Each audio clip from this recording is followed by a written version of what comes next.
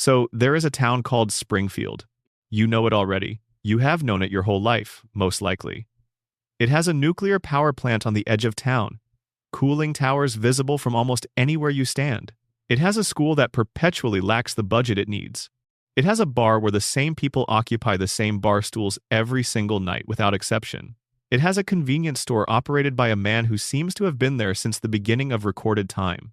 And it has a family living at 742 Evergreen Terrace, who have been living there since December of 1989 without aging a single noticeable day.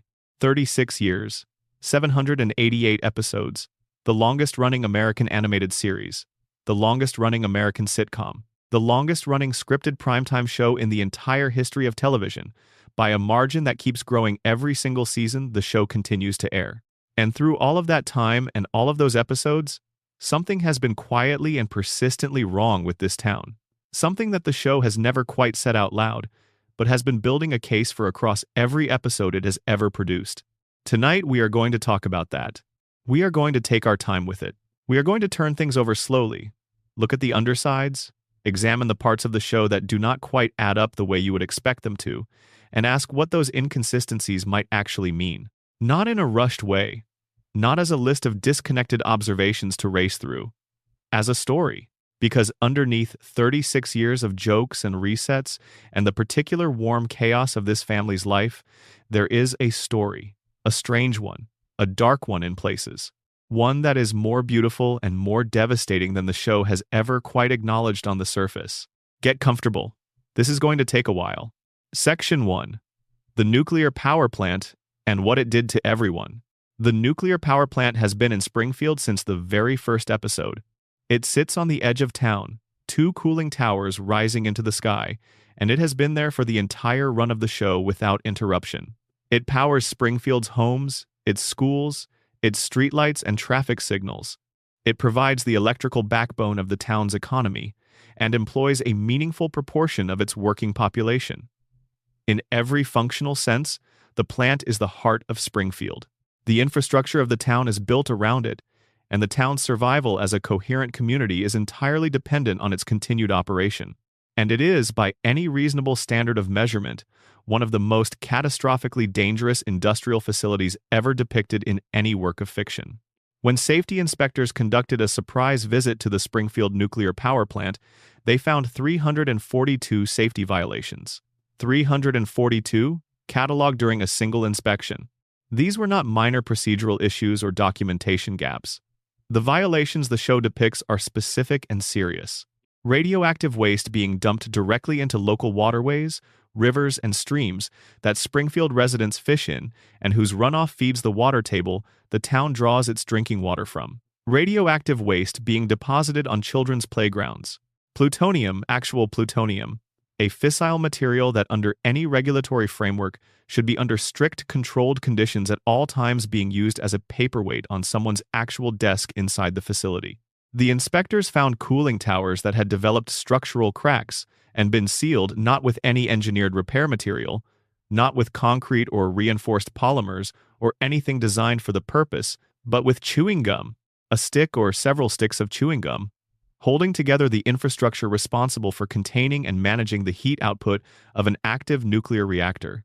And in the basement of this working facility, beneath the daily operations of a plant that provides electricity to an entire town, they found human skeletons. Not one, skeletons plural. Human remains in the basement of a nuclear power plant. The show drops this detail with the same casual energy it brings to everything else and then moves on. Nobody in Springfield asks who those people were. Nobody investigates. Nobody demands an explanation for how human bones ended up in the lower level of the building that powers their homes. The safety report apparently includes them among the 342, and the narrative simply continues. The estimated cost to bring the plant into compliance with its legal and safety requirements was $56 million. Charles Montgomery Burns, the man who owns the facility, declined to pay it. Not because he lacked the resources. Burns is a billionaire many times over. His personal fortune is so vast that the show treats it as essentially limitless in its ability to accomplish whatever Burns decides to accomplish. He could have written that check without meaningfully affecting his financial position. He chose not to write it. He chose not to fix the problems. not because of negligence or oversight or cost-benefit analysis, but because fixing the violations would require acknowledging that they existed, and acknowledging that they existed would open a chain of questions he had specific reasons not to want answered. Questions about what 3 decades of operating a facility in this condition had done to the environment around it, to the water table beneath it, to the people who had been living downstream and downwind of it for the entirety of their adult lives. So the violations continued. The water kept receiving whatever the plant was putting into it. The cooling towers stayed sealed with their chewing gum. The plutonium remained on the desk. And Homer Simpson remained at his workstation in Sector 7G. Homer is the safety inspector at the Springfield nuclear power plant. This is his official job title. His professional responsibility is to be the barrier between the facility and the kind of incident that would require a federal response. The show's own creator has stated publicly that Homer has an IQ of 55. In a later canonical episode, it is revealed that Homer has had a crayon lodged in his brain since childhood, a foreign object physically impeding neurological function, suppressing his cognitive capacity in ways that have shaped every aspect of who he is as a person.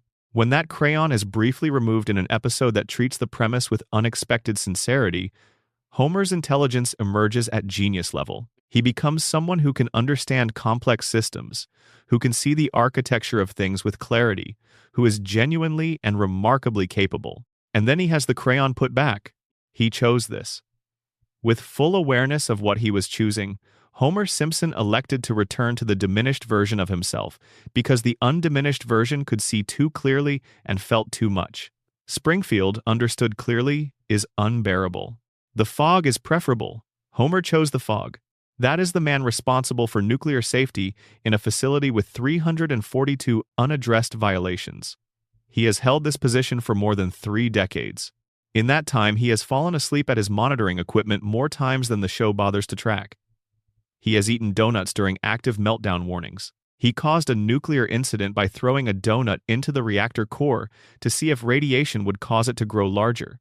He once replaced his monitoring instruments with a cartoon taped to the screen. This is the system in place between Springfield's citizens and catastrophe. This has been the system for 30-plus years. Now, the show has been building its case about what the plant has already done to Springfield across those same 30-plus years. It has never stated the case directly, never had a character articulate it plainly, never produced an episode in which the truth is formally acknowledged. But the evidence has been accumulating in the visual language of the show since the 2nd season. The first visible mutation in Springfield appears early. A fish, pulled from a river near the power plant. This fish has 3 eyes.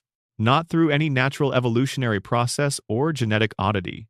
This fish, named Blinky by those who find it, has 3 eyes because the water it has spent its life in has been receiving radioactive runoff from the plant, and that runoff has expressed itself in its biology as an additional eye. Blinky becomes a significant story within the show's universe. A gubernatorial candidate running against Burns uses the fish as the centerpiece of a campaign against him, arguing that the 3-eyed fish is visible, undeniable proof that Burns has been poisoning the environment. Burns, under intense public pressure from this and related scrutiny, is forced to eat the fish on live television in an attempt to demonstrate its harmlessness. He eats it. The cameras roll. The town watches. And then the story moves on. Nobody tests the river. Nobody commissions an environmental study. Nobody asks the question that should be sitting right there in plain sight. The question that anyone watching at home was presumably thinking. If the fish are developing extra organs, what is happening to the people who have been drinking from the same water supply for the past 2 decades? What does prolonged exposure to whatever is in that water do to human biology? What has it been doing, quietly and steadily, to the people of Springfield? The answer has been in every frame of every episode. Look at Homer Simpson carefully, not as a cartoon character whose visual design you have long since stopped questioning, but as a person the show has established as a real human being with a real history. His skull shape does not correspond to normal human anatomy. His overbite is dramatically pronounced, suggesting skeletal development that deviated from normal baselines somewhere in his history. His eyes sit in his face in a way that indicates something unusual about his orbital structure. He has 4 fingers on each hand, and his body can survive things that would kill any normal person. Homer has been shot. He has been electrocuted. He has fallen from cliffs. He has been crushed by objects of significant weight. He has been inside explosions. He has survived floods and fires and impacts and extremes of temperature. And each time, he walks away. The show is not merely giving him cartoon resilience as a genre convenience. It lingers on his survival. It makes specific claims about his healing rate and his pain tolerance that go well beyond what human biology, even idealized cartoon human biology, would normally allow. He has worked inside an active nuclear facility, in proximity to the reactor core, in a building with 342 unaddressed violations for the entirety of his adult life. Marge Simpson, the same wide eyes, the same 4 fingers, the same yellow pigmentation that covers every Springfield resident. Marge was employed at the plant herself at one point in the show's run. She was inside the same building, exposed to the same environment, the same leaking infrastructure, the same ambient radiation that Homer absorbs daily. And all 3 of the Simpson children were born after both parents had already been living in Springfield, drinking its water, breathing its air for years. Bart's hair is a series of perfect geometric spikes that maintain their form without any visible product. Lisa's hair is an architectural structure, a starburst configuration that defies any reasonable understanding of how human hair behaves. Both of them are yellow. Both have 4 fingers. Both display physical characteristics that do not occur in normal human populations. And here is the detail that tends to become impossible to ignore once you start looking for it. When guests visit Springfield from outside, when celebrities or government officials or anyone arriving from the wider world appears in an episode, they are frequently drawn differently from the Springfield residents. Their proportions are closer to conventional human anatomy. Their features read as more realistic. The visual gap between a Springfield resident and an outsider, while subtle, is present and consistent. The show's standard explanation is that guest characters get slightly more realistic designs as a visual comedy device, a way of marking their real-world status within the cartoon universe. This is probably the intended reading. But within the internal logic the show has established about the plant and its effects, there is a second reading sitting right alongside it. Inside the contamination zone, the residents show the effects of their environment. Outside it, people look like people. The animals of Springfield follow the same pattern. Santa's little helper, the Simpson family dog, has the same bulging eyes as his owners. His physical proportions deviate from normal canine anatomy in ways that parallel the deviations in his human family. He looks like a dog who has been living in Springfield his whole life, drinking Springfield's water, breathing Springfield's air. The show told you directly with Blinky. It held up a fish with 3 eyes and made the cause explicit. This is what the radiation does to living things. Here is the evidence. Here is what happens when a biological creature is exposed to the plant's output long enough. And then it asked you, implicitly, to believe that the same radiation had produced exactly 0 effects in the humans who have been living alongside it for 30 years. That is the gap the show never bridges in the dialogue. But it has been filling it with visual evidence in every episode, every character design, every frame. Then there is the Simpsons movie. The film takes the environmental contamination of Springfield to its narrative extreme. By the time the story reaches its crisis, Springfield's pollution has become severe enough that the United States Environmental Protection Agency arrives. A real federal agency, operating within the show's universe, looks at Springfield and makes a determination. The town must be physically contained. They drop a massive glass dome over the entire community, sealing it. Not with a remediation order, not with a cleanup mandate, with a dome. The federal government determines that the only appropriate response to Springfield's contamination is to quarantine it, to prevent whatever is inside from reaching the rest of the country. Springfield is classified as a contamination zone by the United States government.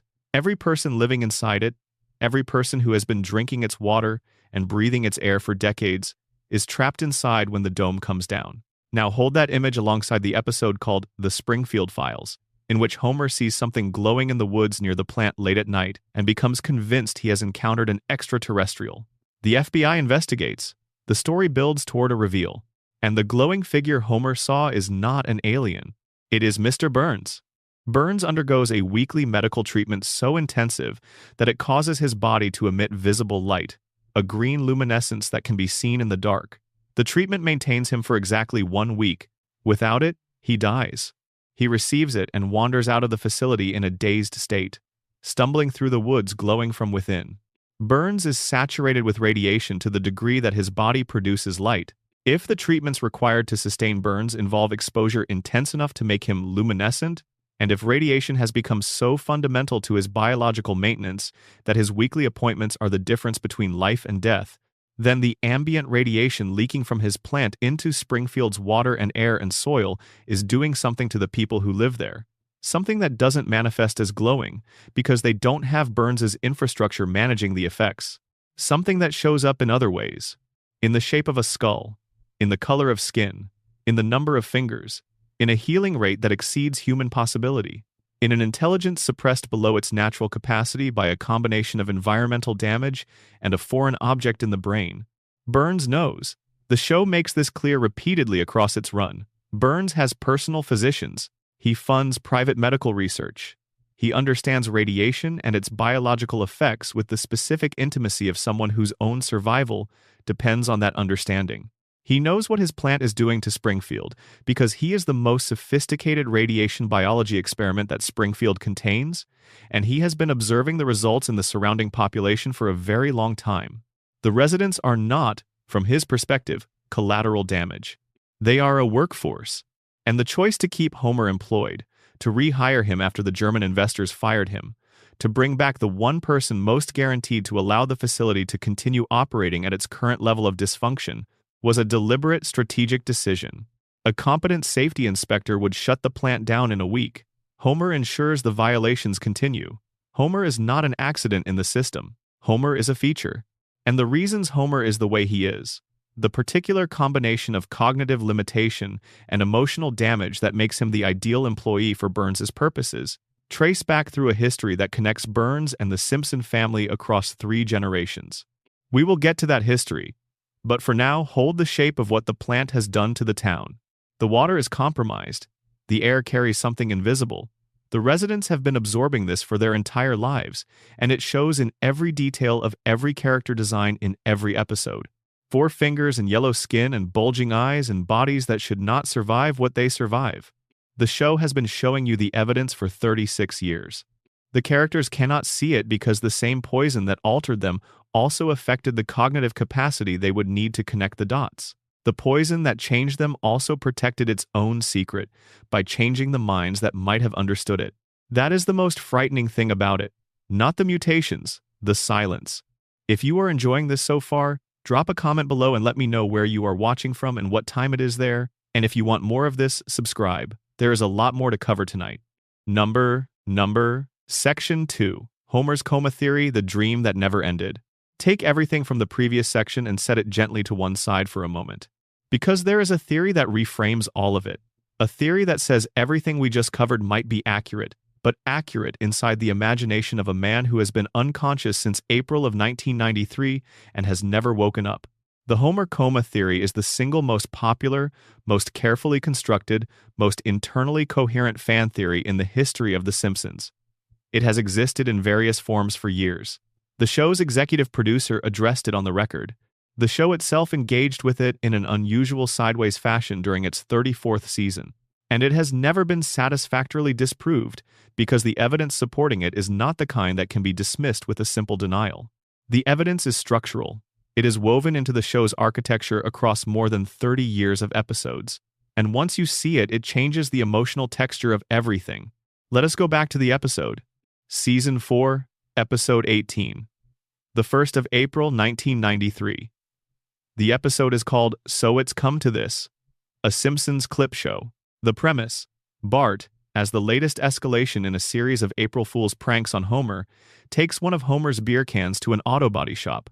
He places it inside an industrial paint shaker. He runs the shaker until the pressure inside the sealed can far exceeds what any can is designed to contain. He puts it back in the refrigerator. Homer reaches in. Homer grabs the can. Homer opens it. The explosion sends him to the hospital. The show commits to this straightforwardly. Homer is in a hospital bed. He is conscious. He is talking with his family. He is recovering, apparently, from a comedically catastrophic prank. And then he sees a candy bar in a vending machine across the room. He reaches for it. The machine is not stable. It tips. It falls on him. Homer Simpson flatlines. This is not a joke or a cutaway. Homer enters a clinically confirmed comatose state. His family sits with him. The episode uses the clip show format to play back memories while Homer lies unconscious. And then, in the episode's final sequence, Homer seems to wake up. Bart is at his bedside crying, confessing that everything was his fault. Homer springs awake. He strangles Bart. The family laughs. Everything returns to normal. The show tells you Homer woke up, but in those same final moments, the episode also tells you that during the coma, Homer lost 5% of his brain function.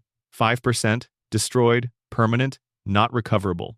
And Homer's response to this news, to learning that he has sustained irreversible neurological damage, is to laugh, while simultaneously saying he does not understand why he is laughing. The family finds this charming. Nobody treats it as a medical concern. The episode ends. The series continues for 32 more years apparently from the baseline of Homer having woken up and everything being fine. The coma theory proposes that the waking up is the fiction. The moment where Homer appears to open his eyes and return to consciousness is itself part of the dream. His brain, in the moment of genuine crisis, generated a narrative resolution. It told him a story in which he survived, in which Bart tearfully confessed, in which the family laughed and everything went back to normal. Because that is the story Homer's brain needed to tell in that moment. And every episode since April of 1993 is Homer's brain, lying in that hospital bed in Springfield General, constructing and running and maintaining an elaborate simulation of the life it is not ready to let go of. His body has never left that room. His mind has never left Evergreen Terrace. And the evidence for this accumulates across decades in ways that are genuinely difficult to explain through any other lens. The tonal shift is the most visible element of the theory and the most discussed. Before the coma episode, The Simpsons operated in a specific register. Always a cartoon, always willing to exaggerate for effect, always interested in absurdist comedy. But its fundamental concerns were grounded in recognizable domestic experience. Homer trying to quit drinking, Marge feeling suffocated by the smallness of her life, Lisa finding in a substitute teacher someone who treats her intelligence as valuable, Bart facing real academic consequences and real anxiety about failing. Financial stress. Marital tension. The specific loneliness of a gifted child in a family that does not quite know what to do with her. These are the kinds of problems real families face. The show exaggerated them and filtered them through its comedic voice. But the emotional foundation was grounded and human. After the coma, the show transforms into something fundamentally different. Homer goes to space in a canonical episode. He becomes the leader of a vigilante group. He joins a secret society with roots spanning centuries. He discovers his mother has been alive for his entire adult life, living as an FBI fugitive. He meets God, twice, in conversations played as ordinary events. He holds approximately 150 different jobs across the subsequent seasons, each lasting a single episode, many requiring skills and circumstances that no single human life could realistically have accumulated. The escalation is dramatic enough that casual viewers who watched the early seasons and returned later often describe it as a different show. The internet has been arguing about when The Simpsons lost its particular quality for 2 decades, and the conversation almost always converges on the same approximate period, the mid to late 90s, after the show had already completed its celebrated early run. The coma theory answers this precisely. The Simpsons did not decline. Homer's brain declined. As his brain loses function, slowly and continuously, the simulation it generates becomes looser, less constrained by the grounded reality that the waking Homer drew from. The early post-coma episodes are still relatively coherent because the brain is still close to normal function.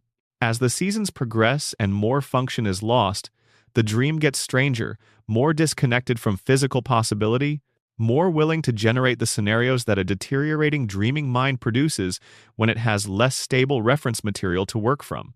The show's increasing surrealism is the deterioration of the dreamer, made visible over 30 years of episodes.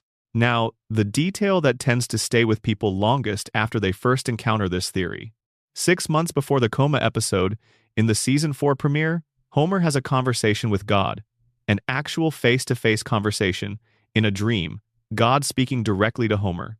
During this conversation, God tells Homer that he will learn the meaning of life, but not yet. He tells Homer that his time is coming. 6 months later, Homer is in a coma. Read as the show intended it, As a theological gag in an episode about Homer's complicated relationship with faith, this is charming. Homer chats with God. God is endearingly ambiguous. The episode ends warmly. Hold the coma theory alongside it and the same conversation becomes something else entirely. God was not being ambiguous. God was telling Homer plainly that his waking life had a limited remaining duration, that his time, as a conscious experiencing person, was nearly over, and 6 months later it was. The aging problem is the piece of evidence the coma theory handles most elegantly. Nobody in The Simpsons ages. Bart has been 10 for 36 calendar years. Lisa has been 8. Maggie has been 1. Homer and Marge have existed in their mid-30s for the entire run. The production reality explanation says this is just how long-running animated shows work. The radiation theory suggests biological mutation has altered aging processes. Both have their merits. The coma theory's answer is simpler and carries more emotional weight. Nobody ages because they exist inside the mind of a man who went to sleep in April of 1993. The last time Homer saw Bart, Bart was 10. The last time he saw Lisa, she was 8. The last time he held Maggie, she was 1. These are his reference points. His brain cannot advance his children beyond those ages because it was not present to witness that advancement. It has only what it had at the moment the vending machine fell. The dream preserves his world exactly as it was the day he lost it. Because that is what the dreaming mind does when it cannot bear to leave something. It keeps it. The celebrity appearances that flood later seasons fit here too. Homer's brain, lying in a hospital room, receives sensory input from the outside world. He hears the television in the corner. He hears conversations at his bedside. He hears fragments of the world continuing without him. And the dreaming brain takes those fragments, those voices and names and cultural references floating in through the fog of unconsciousness, and incorporates them into the simulation. Every celebrity who arrives in Springfield is a voice Homer heard and processed into a dream character. The later seasons become saturated with famous faces because Homer's brain is working harder and harder to maintain the vividness of the simulation as its resources diminish. The show engaged with this theory in the 34th season through a deliberately released fake deleted scene depicting Homer waking from a long coma and discovering that everything had been a dream. The scene was fully produced, animated, voiced, and then the show called it a hoax, planted by hackers, not real. But someone made it. Someone sat down and wrote and animated a sequence in which Homer wakes from the coma and the truth is revealed. You do not do that for a theory you are dismissing casually. You do that for a theory you have been sitting with, that feels coherent enough to warrant a direct response.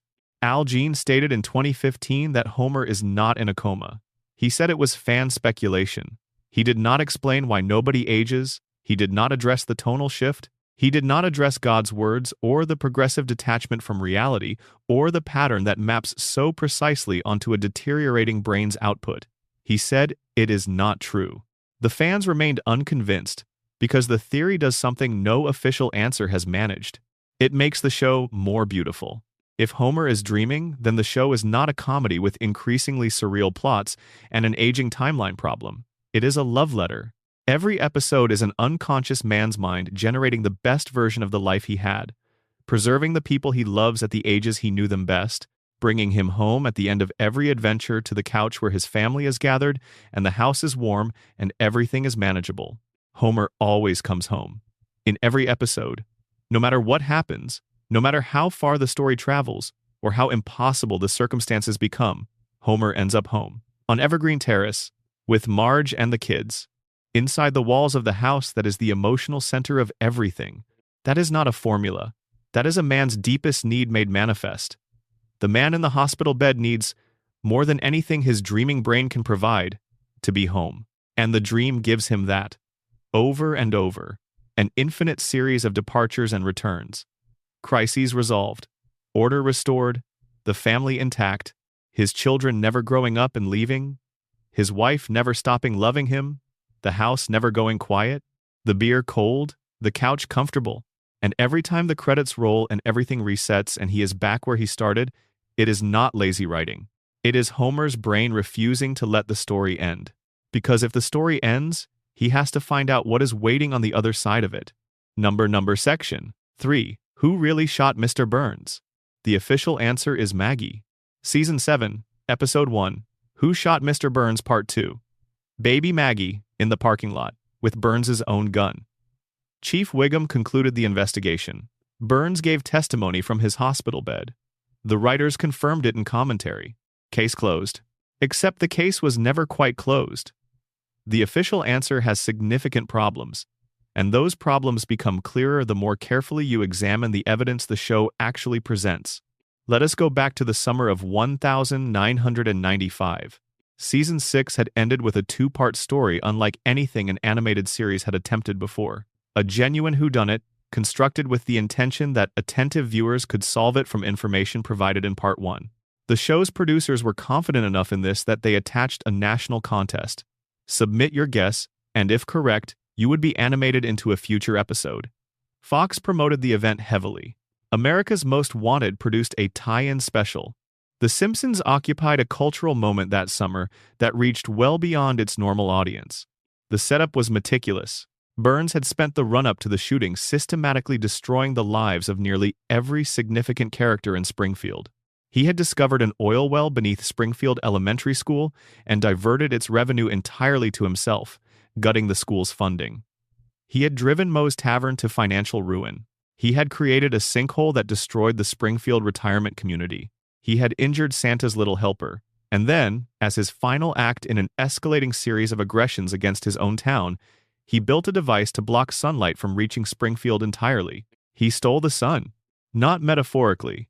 Burns constructed a mechanical disc and positioned it to block the town's access to sunlight, forcing residents to depend entirely on his plant for their energy needs, since they could no longer generate solar power or grow food. He did this to increase his profit margin. When Smithers objected on moral grounds, Burns fired him immediately. By the end of Part 1, every major character in Springfield had documented motivation to want Burns dead. Homer, because after years of employment, Burns still cannot remember his name. Bart and Lisa, because their school lost its funding. Grandpa, because his retirement community was destroyed. Groundskeeper, Willie, Moe, Tito Puente, Smithers. The entire town had gathered for a public confrontation, multiple characters visibly armed. Burns was shot. One wound. He staggered to the town sundial and fell, his hands landing on two letters, W and S. From his perspective on the ground, looking up, M and S. America spent the summer arguing about who pulled the trigger. Part 2 played as comedic procedural. Smithers confessed immediately and was immediately cleared when it emerged. He had been blackout drunk and had actually shot a different person in a different location. Suspects were eliminated. Skinner had an alibi. Moe had an alibi. Tito Puente had a full musical number establishing he had channeled his rage into a samba and been performing it at the time. Police found an eyelash on Burns's suit. DNA connected it to a Simpson. Homer's fingerprints were on the gun. His motive was the most documented and the most extreme. He was about to be convicted. Burns woke up and named the shooter. Maggie. A struggle over a lollipop in the parking lot. Burns's gun fell. Maggie picked it up. It discharged. No jury in the world would convict a baby. Wiggum said it himself. Case closed. Now let us look at what is wrong with this. The contest first. The writers promoted this mystery as solvable from the clues in Part 1. When the DVD commentary was recorded years later, they acknowledged that essentially nobody from the randomly selected sample of entries had guessed correctly. Nobody won. The prize was awarded at random to someone who had guessed incorrectly and who received a cash payment because the show could not animate an incorrect guess into a future episode. One person had posted the correct answer online on the night of the original broadcast, but the account was a college internet account, inactive by the time the producers tried to trace it. They issued an open invitation on the DVD for this person to come forward. As far as anyone knows publicly, they never did. A mystery promoted as solvable from its clues produced essentially zero correct solutions from tens of thousands of motivated attempts. Either the clues were insufficient, the red herrings too effective, or the answer did not follow as logically from the evidence as the creators believed. Now the specific evidence problems. Burns falls on the sundial. His hands point to W and S, reading as M and S from his perspective. The show presents this as a key clue. But Burns explicitly stated that his hands landing on those letters was not intentional. He fell. His hands went where they went. The central physical clue of the mystery was labeled as meaningless by the victim himself. The gun. Burns's gun was already missing from its holster before the shooting was committed. The shooter used Burns's own weapon, which means the shooter either took the gun from Burns in advance or encountered it by chance after he dropped it. This narrows the profile, but not specifically to Maggie. It fits anyone who did not bring their own weapon and who had access to Burns or his dropped gun. The phrase. As Burns identifies his attacker, his first words are, "Oh, it's you." Calm. Recognizing. Not alarmed. The tone of encountering someone familiar in an unexpected place. Does Burns know Maggie? The show establishes no relationship between them.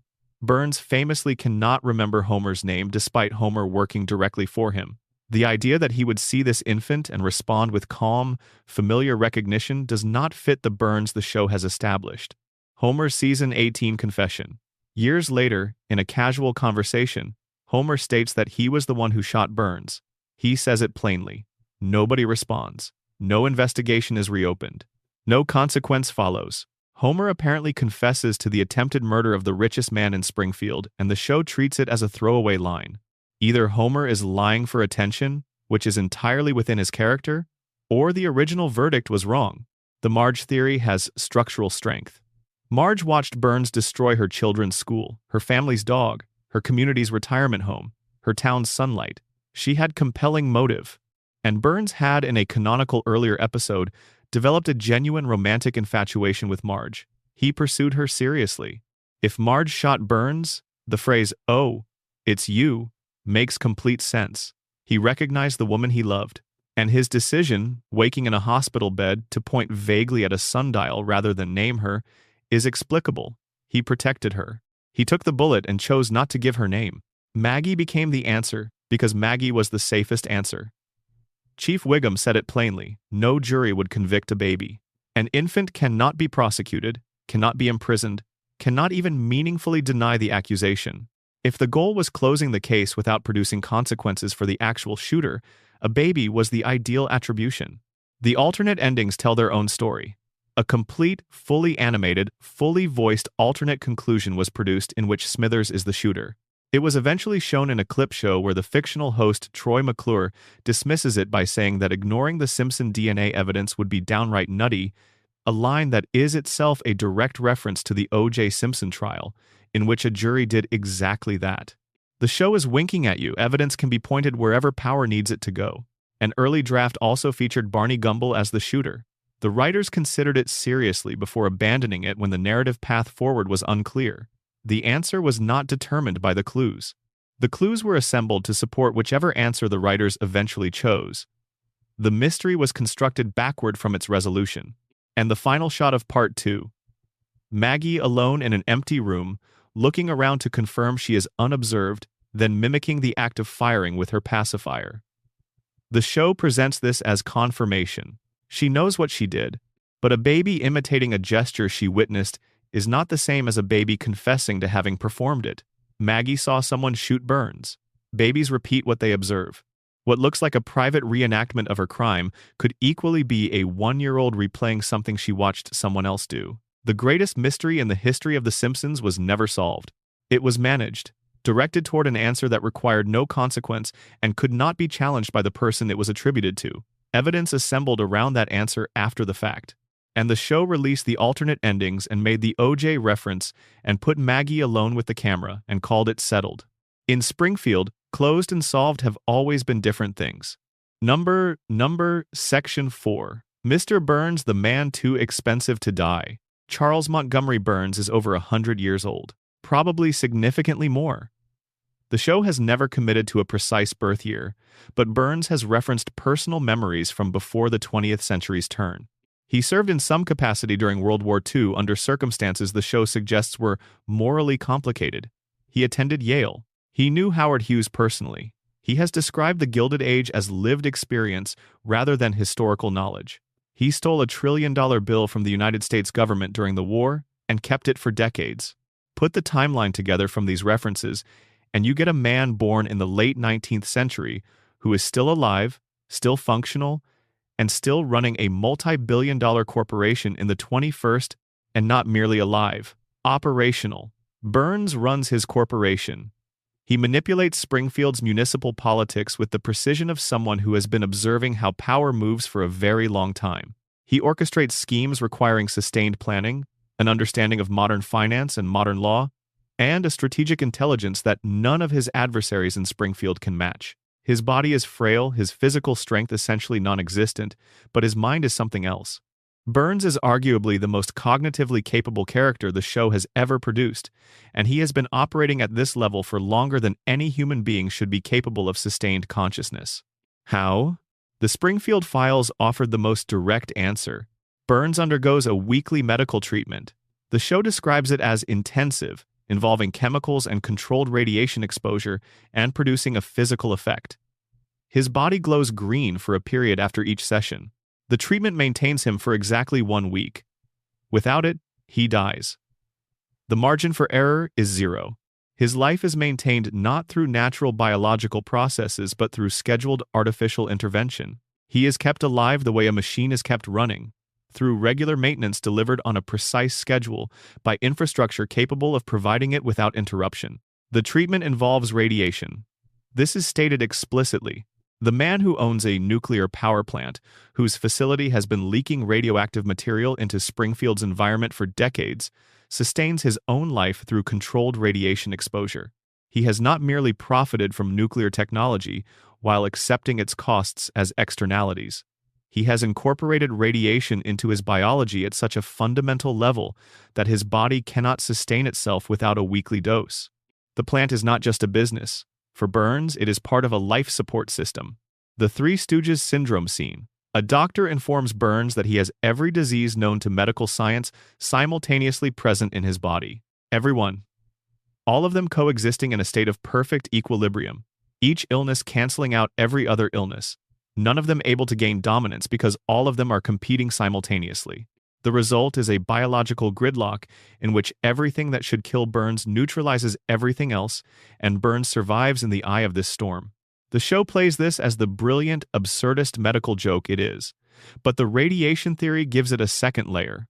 Burns's body is not maintaining this equilibrium naturally. He is over a century old and carrying every disease in existence. Natural processes would have resolved that situation long ago. What maintains the equilibrium is the weekly treatment. Controlled radiation does not cure his diseases. It holds them in stasis. It manages the balance. Burns's body is a reactor, and the weekly treatment is the equivalent of adjusting the control rods, keeping the system at a precise, steady state, neither progressing toward resolution nor collapsing into crisis. Get the calibration wrong in either direction and the system goes critical. This is the context in which Smithers becomes fully legible. Smithers manages Burns's schedule. Smithers ensures every appointment is kept. When Smithers is absent, Burns deteriorates rapidly. The show has demonstrated this in multiple episodes. Burns is not merely emotionally dependent on his assistant. He is physically dependent on the logistical management Smithers provides. If the weekly treatment is what keeps Burns alive, and if that treatment must occur on a precise schedule with no tolerance for error, then missing it means death. And if Burns cannot reliably manage his own schedule without Smithers, then Smithers is not an assistant. He is the living infrastructure of Burns's survival. The person whose continued presence is the difference between Burns living another week and Burns dying. Every time the show has depicted Smithers considering leaving, every assertion of his own needs against his devotion, this is the weight on the other side of the scale. He is not choosing between freedom and feeling. He is choosing between his life and Burns's death. And Burns, who understands the system completely, has spent a century structuring this situation to ensure that Smithers's departure remains unthinkable. Burns has survived being shot, multiple hospitalizations, physical attacks, wilderness abandonment, and a range of events that would end any one of his apparent fragility. He comes back through infrastructure, through the machinery of wealth that ensures, regardless of what happens to his body, someone is standing by with the resources to put him back together. Homer survives things because the show needs him to. Burns survives things because he has spent a century ensuring that he would. The scariest element of the Burns immortality framework is not the longevity itself. It is that Springfield needs him to be immortal. The town's economy runs on the plant. The plant runs because Burns runs it. Burns runs because of the weekly treatment. The treatment is possible because of the wealth the plant generates. It is a closed loop, a system that feeds itself indefinitely, in which removing any component causes the whole structure to fail. Springfield cannot challenge Burns because it cannot survive without him. He has built the town's dependency into its infrastructure and then built his own survival system on top of that dependency. The result is a situation from which escape, for anyone inside the system, requires dismantling the entire economic architecture of the town. And the people most damaged by the system are precisely the people least able to see it clearly enough to try. Mr. Burns is not immortal. He is something more frightening. A man who has engineered the conditions of his own survival so completely that the cost of his death would fall on everyone around him. He is too expensive to die, and Springfield will keep paying indefinitely. Number, Section 5. The Principal and the Pauper, Springfield's Machine for Forgetting. Season 9, Episode 2. The 28th of September, 1997. The Principal and the Pauper. The backlash was immediate and has never fully subsided. Harry Shearer, who voices the character at the story's center, expressed public displeasure. Critics called it a continuity catastrophe. It appears near or at the top of most lists of the show's worst episodes. 28 years after it aired, fans still cite it as a specific moment of betrayal. Every complaint made about this episode is legitimate on its own terms, and the episode is still not what its critics think it is. Here is what happens. Springfield Elementary holds an event celebrating Principal Skinner's 20 years of service. A stranger arrives during the celebration. He introduces himself as Sergeant Seymour Skinner, the real Seymour Skinner, a decorated Vietnam veteran captured as a prisoner of war, believed dead for more than 2 decades, who survived and eventually found his way home. The man Springfield has known as its principal for 20 years is an imposter named Armin Tamzarian. Before Vietnam, Tamzarian was a petty criminal from a background that offered him nothing, drafted into the army, placed in the same unit as the real Skinner. When Skinner was captured and presumed dead, Tamzarian felt responsible. He traveled to Springfield to deliver the news to Skinner's mother, Agnes. Agnes needed him to be her son. She was grieving, and there was this young man, and she assumed. And Tamzarian, who had never been wanted anywhere, who had never had a family or an identity worth keeping, let her believe it. He became Seymour Skinner. He took the name, the identity, the relationship with Agnes, the community standing, the whole architecture of a life that belonged to someone else. He built his existence on this foundation for 20 years, and then the real Skinner walked through the door. The town votes on what to do with this knowledge. They vote unanimously to keep the lie. Judge Snyder issues a legal decree establishing the imposter as the legitimate Skinner. The actual Seymour Skinner, the war hero who survived capture and came home to find his life stolen, is to be treated as legally non-existent. It is made explicitly illegal to mention the truth again. The real Seymour Skinner is physically removed from Springfield, tied to a railroad car and expelled from the community whose member he actually was. Springfield goes back to what it was. The fans read this as the writers carelessly dismantling a beloved character's backstory for a twist the show lacked the courage to sustain. The criticism is not without merit. The episode does retroactively reframe everything established about Skinner across 8 seasons. But the episode is not being careless. It is being honest in a way the show almost never is. It is showing the audience the precise mechanism by which Springfield has always operated. And the reason the audience reacted so strongly is that the mechanism revealed is genuinely uncomfortable to look at directly. Springfield has always chosen lies over inconvenient truths. The town has always agreed to forget whatever did not fit the agreed-upon version of reality. Every reset, every episode where something catastrophic happens and then is never mentioned again, every moment where a world-altering event disappears by the following week, this is what has been happening. Off-screen, quietly, through the same process the episode made visible.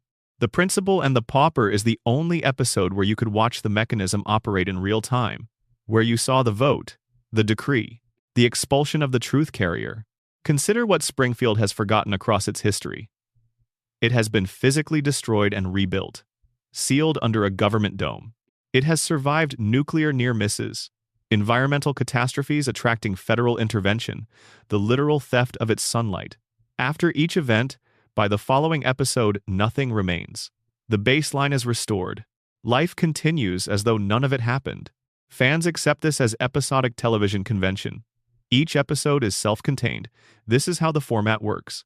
But the episode offers a different interpretation. What if Springfield resets not because the genre demands it, but because the community actively chooses it? Because they have developed, through long practice, a capacity for collective amnesia that functions as a defense mechanism? A mechanism that protects them from having to confront what acknowledging certain truths would require them to do?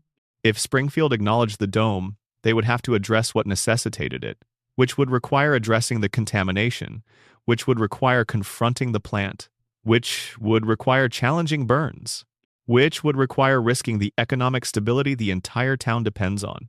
That chain of confrontations leads somewhere the community cannot afford to go, so they forget.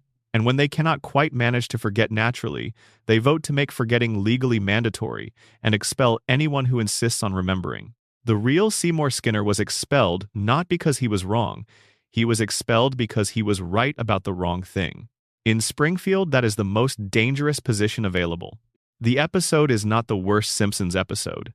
It may be the most honest one. It showed the audience the infrastructure of how Springfield maintains its impossible continuity. The machinery of the reset, operated by the community itself, maintained through collective agreement, backed by the credible threat of exile for anyone who breaks the contract. Every comfortable thing about Springfield, every warm reset, every catastrophe forgotten, every truth that disappears between episodes, is the product of this machinery running quietly in the background. And now it had been shown to you directly, and you were asked to accept it as a comedy beat. The audience found this unacceptable, which is, in its own way, exactly the reaction the episode was trying to produce. Number, Section 6. Maggie Simpson, the most powerful person in Springfield. Maggie Simpson is 1 year old. She has been 1 year old for 36 years. She communicates primarily through facial expressions and the specific vocabulary of a pacifier. She cannot walk reliably without falling. By every visible metric, she is exactly what she appears to be, an infant. She also shot a billionaire. She led a daycare rebellion against an authoritarian caretaker. She has saved her family from multiple life-threatening situations, using problem-solving that exceeds what the adults around her can manage. She has been formally tested and found to possess intelligence that falls outside standard measurement. And through all of this, she maintains her silence. Not because she cannot speak, she can. Her first word was daddy, voiced by Elizabeth Taylor in a single canonical moment. She said it clearly and deliberately. And then she never developed language in any meaningful way across 36 years of subsequent episodes. The household she lives in is one of the most verbally active imaginable. Homer narrates his own experience with complete unself-consciousness. Marge processes everything aloud. Bart's entire identity is built on loud, deliberate provocation. Lisa never stops arguing, never stops making her intelligence audible, because making it audible is how she insists on its reality in a world that would prefer her quieter. The Simpson house is a wall of continuous noise, and in the middle of it, the one member of the family with the most to say says nothing. This is the core of the most interesting theory about Maggie. Her silence is not developmental delay. It is a strategic choice made by a mind intelligent enough to recognize the value of being underestimated. Look at what happens to Lisa. Lisa is brilliant. She announces it. She makes her intelligence the first visible thing about her, and the result is isolation, dismissal, and constant conflict with a family and community that find her inconvenient.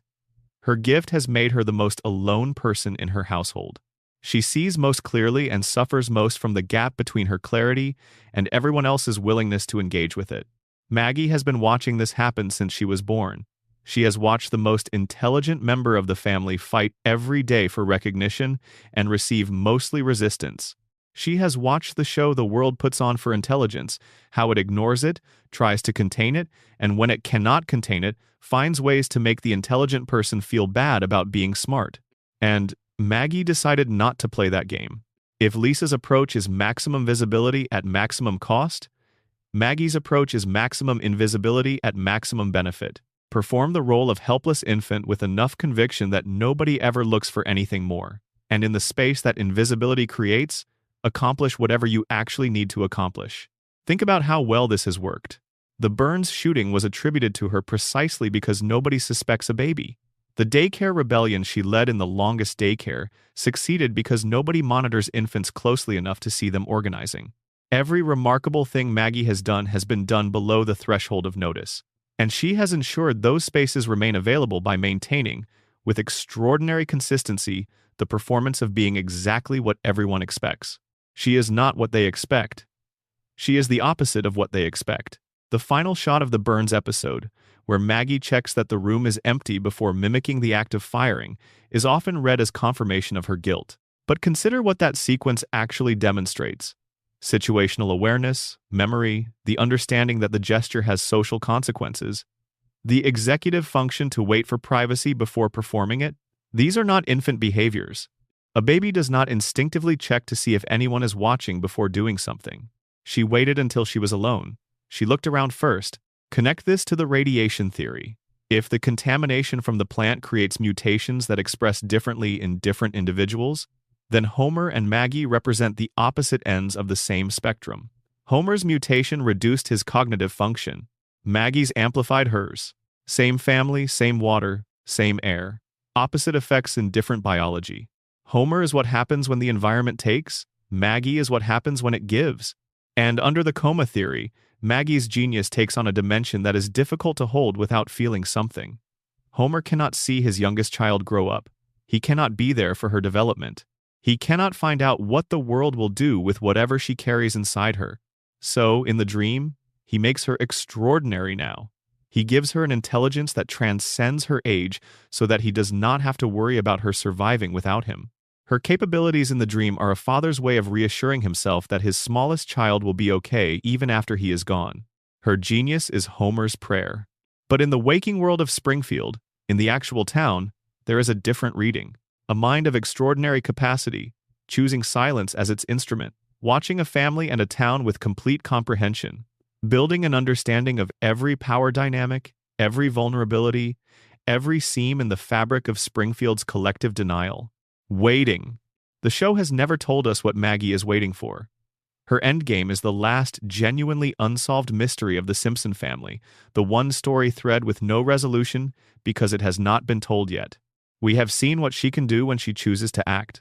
We have seen her solve problems that defeat adults, organize spaces where no one expects organization, move through situations with a precision that her visible physical limitations make impossible and her invisible cognitive capacity makes inevitable. When Maggie decides what to do with everything she knows, Springfield will not see it coming. That is exactly how she designed it. Number, Section 7. The predictions. What the Simpsons actually knew. In 2000, an episode called Bart to the Future depicted a future Lisa Simpson as President of the United States. In that same episode, her predecessor in the Oval Office was identified as Donald Trump. The episode aired 16 years before the 2016 election. When Trump won, the screenshots spread across every platform. People who had not thought about The Simpsons in years were suddenly sharing that clip. The question became ubiquitous. How did they know? And this is just the headline case. In 1995, the show depicted a wrist-worn device with communication and computing functions that reads clearly, in retrospect, as a smartwatch. In 1994, Homer went to space alongside Buzz Aldrin in a canonical episode, long before commercial space tourism became plausible. In 1998, a writer with a mathematics background embedded in a single episode an equation that later appeared to predict the mass of the Higgs boson particle, a result experimental physics would not confirm until 2012. In 1999, Homer posited that the universe might be shaped like a donut. Cosmologists examining the cosmic microwave background subsequently found evidence consistent with toroidal topology. In 1993, an episode called Margin Chains depicted a flu virus from Asia spreading to Springfield, causing panic, hoarding, and a desperate search for a cure. 27 years before COVID-19. During the fictional outbreak, the town accidentally releases a swarm of killer bees, which felt uncomfortably resonant when Asian giant hornets arrived in the United States during the actual 2020 pandemic.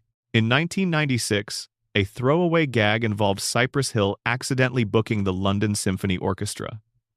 In 2024, Cypress Hill performed with the London Symphony Orchestra at the Royal Albert Hall. 28 years between the joke and the reality. In 1998, the show depicted Disney acquiring 20th Century Fox. This happened in 2019. The list is long enough to fill its own video. And every time a new correspondent surfaces, the reaction follows the same pattern. Amazement. The question of how they knew. Theories ranging from reasonable to elaborate. So, what is actually happening? The show's own people have been consistent about this. Al Jean, executive producer. If you throw enough darts, some of them hit the bullseye. Bill Oakley, who ran the show during celebrated seasons. It is mainly coincidence because the episodes are old enough that history has had time to repeat itself. Fact-checking organizations that have worked through the prediction claims systematically have found that most of the celebrated cases rest on trends that were already clearly visible when the episodes were written. The Trump prediction did not emerge from nothing. Trump had been publicly discussing running for office since at least the late 1980s. The writers observed the trajectory of celebrity politics and wrote a joke about its logical extreme. The Disney-Fox merger was not a bolt from nowhere. Media consolidation was an accelerating, documented trend. The smartwatch was not imagined without basis. Technology was getting smaller and more personal at a visible pace. The Simpsons writing staff has historically been among the most educated in television. Multiple writers have held degrees from Harvard and comparable institutions. Many have backgrounds in mathematics, science, computer science, and political theory. These are not people generating random guesses. They are highly informed observers of American culture who spend their careers studying how things work and where they are heading, then pushing their observations to absurd but internally logical conclusions. They are not predicting the future. They are reading the present with unusual care and following the lines forward. This accounts for most of the predictions. But some specific cases make even this robust explanation strain. The Trump episode did not just forecast that a celebrity might become president. It named Trump specifically, and it depicted him descending an escalator in a visual sequence that mirrors the actual imagery of his 2016 campaign announcement with precision that makes you watch it twice. The Siegfried and Roy episode did not merely joke about dangerous exotic animals. It depicted a white tiger attacking one of the performers in a way that corresponds to Roy Horn's actual mauling with unusual specificity. At certain points, the accuracy of certain correspondences moves beyond what statistical probability fully accounts for. And this is where the meta-theory becomes genuinely interesting. The Simpsons does not predict the future. The Simpsons shapes it, not through supernatural means, through cultural influence, operating at unusual scale over an unusual duration through an unusually trusted medium. The Simpsons is one of the most deeply embedded pieces of American media in the history of the culture. Its observations and satirical framings have become part of the vocabulary through which Americans understand their own institutions and their own trajectory. The show has been inside American consciousness for so long that it functions not just as entertainment but as a shared reference frame. When the show made a joke about Trump becoming president in 2000, that joke entered the cultural bloodstream and stayed. Millions of people saw it. It became a reference point in the imaginative landscape of political possibility. It made the concept feel familiar before it was real. When the image became reality in 2016, the cultural response was recognition. We have seen this before. The Simpsons already told us this was where we were going. That is not prophecy. That is influence. The show seeded the culture with the image, and when reality arrived at that image, it did not feel shocking. It felt like something that had been prepared for. The Disney-Fox merger did not just happen. It happened in a culture that had already processed media consolidation through Simpsons satire. When it was announced, the reaction was not shock. It was the specific response of a culture that had been culturally primed for the outcome years in advance. Springfield does not reflect America. America has been becoming Springfield for 36 years. The show held up a mirror, and we looked into it so consistently that we started to resemble what we saw. The nuclear plant poisoning its own town without consequence. The billionaire operating above accountability. The incompetent safety system maintained because competence would be inconvenient. The population too busy and too affected to see the system clearly. The endless cycle of catastrophe and reset. These are not predictions of where America was heading. They are descriptions of where America already was. The show wrote them down first, clearly enough that the descriptions became part of the culture, and the culture absorbed them as things that were true. And then there is the most important element of the phenomenon, the one most often omitted. The Simpsons has made thousands of predictions that did not come true. jokes about jetpacks and moon colonies, and technologies that never materialized, jokes about political outcomes that went the other way, jokes about cultural shifts that never occurred. More failed predictions than accurate ones? Almost certainly, by significant margin. Nobody shares those. Nobody screenshots the jetpack jokes. Nobody builds theory around the predictions that failed. Confirmation bias is the engine of the entire phenomenon. We remember the hits because they are remarkable. We forget the misses because unremarkable things do not stick. Filter 788 episodes containing thousands of satirical observations through a bias that selects only the accurate ones. And what you end up with is a highlight reel that looks exactly like prophecy. The Simpsons wrote enough possible futures that some of them were statistically bound to happen. And the internet, the most powerful confirmation bias amplifier ever created, has ensured that the ones that happened are the only ones anyone remembers. This is the rational explanation. It is sufficient. It accounts for the phenomenon.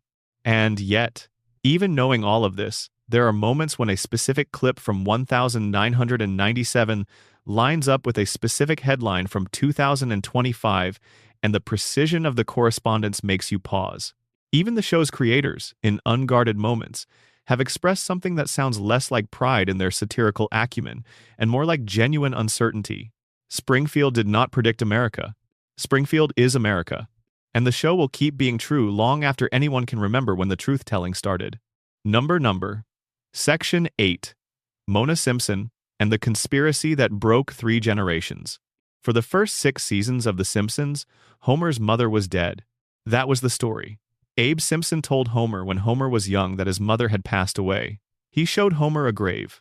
Homer mourned. He grew up as a boy whose mother had died, and then as a man whose mother had died. And the specific shape of that loss shaped everything about who he became. The desperate need for approval, the intense clinginess toward Marge, the terror of abandonment, the willingness to endure degradation from an employer rather than risk losing the job that anchors his family's stability, the compulsive need to be liked by everyone in a room regardless of how they are treating him. These are the behaviors of someone who learned very early that the people he loves can disappear without warning and who has spent his life managing the fear that it might happen again. Homer's entire emotional architecture is a coping mechanism for maternal loss. In Season 7, the show revealed that the loss was engineered. The episode is Mother Simpson. It aired in November of 1995 and is widely considered one of the finest the show has ever produced. It treats Homer's past not as background to be referenced for jokes, but as something that actually happened to a real person and that had real, lasting consequences. Homer fakes his own death to avoid working on a Saturday, a perfectly scaled transgression. When Marge insists he correct the error at the Hall of Records, Homer finds something impossible. According to municipal records, his mother is alive. The grave Abe showed him belongs to Walt Whitman, the poet. Abe has been pointing at a famous writer's headstone and calling it his wife's grave for Homer's entire life. Homer finds Mona at a cemetery, visiting what she believes to be her son's grave. The reunion that follows is one of the most emotionally honest scenes the show has ever produced. A grown man and his mother, separated for 27 years, finding each other beside a headstone that belongs to neither of them. And then Mona tells him why she left. Not because she stopped loving him, because staying would have destroyed him. Because the man whose paychecks Homer has been collecting for his entire adult life had made it impossible for her to come home. The story goes back to 1969. Mona was living an ordinary life in Springfield. Married to Abe, raising young Homer, existing in the quiet rhythm of domestic Springfield while the world outside was transforming. Something in that transformation reached her. She was radicalized. Not in a way the show treats as naive or ridiculous, but with real respect for the legitimacy of her cause. She joined a group of activists who targeted a laboratory owned by Mr. Burns, a biological weapons laboratory. Burns did not only own a nuclear power plant with 342 safety violations, he owned a facility for the production of weaponized biological agents. In Springfield, the same community where Homer was growing up, where families were living their ordinary lives, where the richest man in town was manufacturing germ warfare agents in a building down the road from the school. Mona and her group broke into the lab and destroyed the stored biological material with what the show describes as an antibiotic bomb. During the raid, they accidentally cured the asthma of a young security guard who would eventually become Chief Wiggum, the man who would later oversee the investigation into who shot Burns and close it in a manner that protected the town's most powerful interest. The raid succeeded, the germs were destroyed, and Mona made one mistake. As the group fled, she stopped to help someone who had been knocked down in the chaos. That someone was Burns. She helped him. He saw her face. He identified her. He reported her to the FBI. From that moment, Mona was a fugitive. She could not go home. She could not contact Abe without endangering him. She could not reach Homer. She came to his room in the night, kissed him while he slept, and disappeared. Homer woke up and his mother was gone. And the person responsible was the same man Homer would spend his entire adult life working for. Burns did not just identify Mona and report her. He pursued her across decades, holding a personal grudge against a woman who had destroyed his weapons facility, using his resources and connections to ensure she could never safely return to her family. When Mona comes back to Springfield in the episode, Burns spots her through a cab window and calls the authorities. She has to flee again. Homer says goodbye to his mother for the second time. This time he knows why she left. He knows who is responsible. He knows that the man who signs his paychecks is the man who drove his mother away from him when he was 6 years old. And he does nothing with the knowledge. He does not quit. He does not confront Burns. He does not connect what he now knows to the life he is living in any way that produces action. The specific tragedy of this, the way Homer absorbs the information and continues on unchanged, is played with genuine care by the show because the show understands why it happens.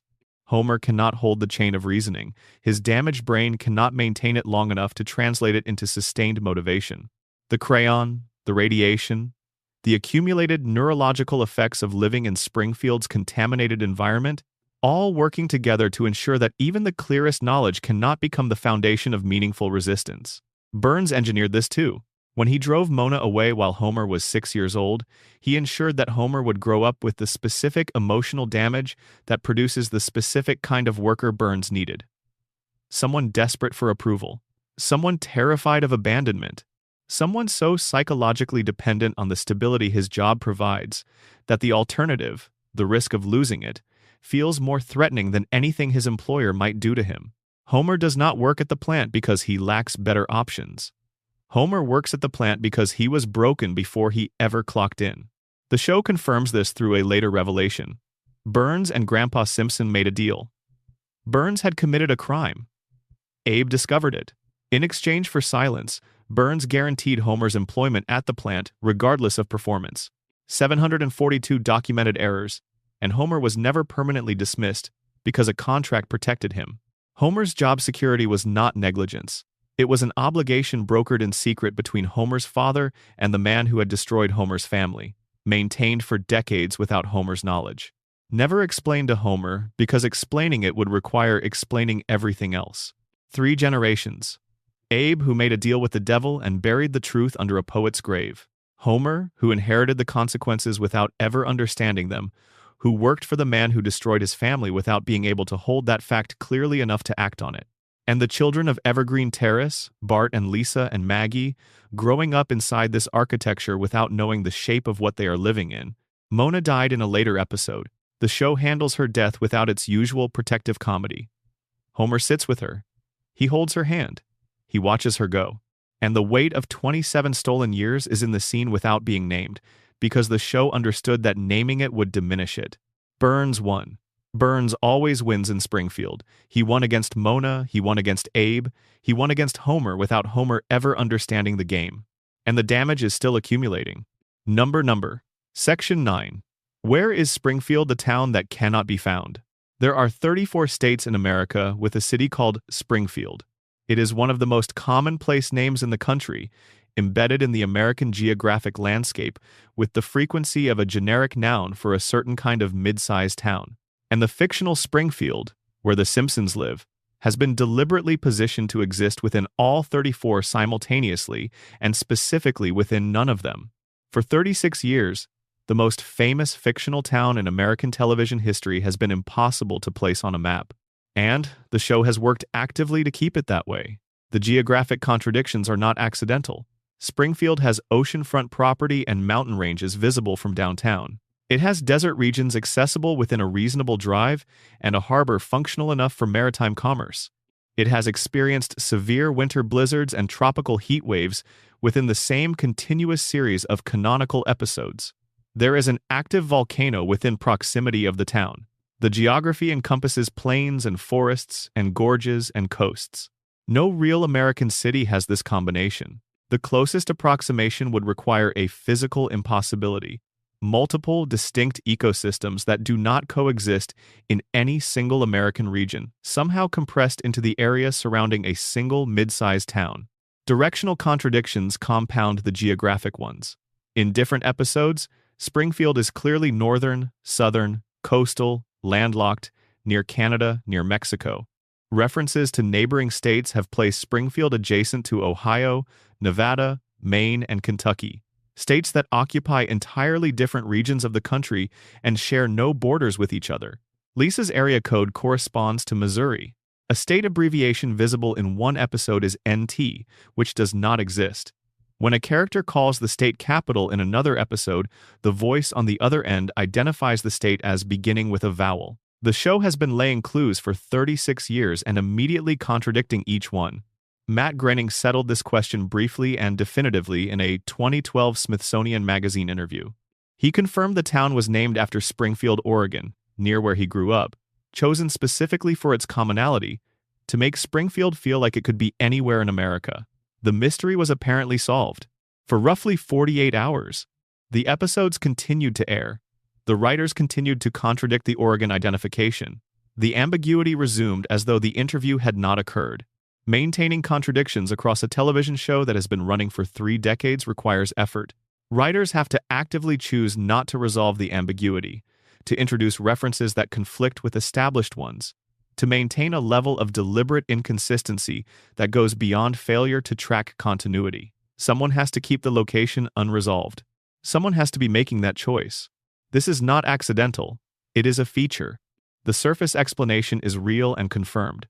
Springfield is designed to feel universal. By refusing to commit to a specific location, the show ensures it can feel familiar to viewers from anywhere. The industrial landscape of the Rust Belt, the suburban sprawl of the Sun Belt, the small-town insularity of New England, the cultural flatness of the Midwest. Springfield contains versions of all of them. Wherever you grew up, something in it will look like home. But under the frameworks we have been building all night, Springfield's geographic impossibility carries additional dimensions. If the radiation theory is the lens, the plant has been altering the biology of Springfield's residents for decades.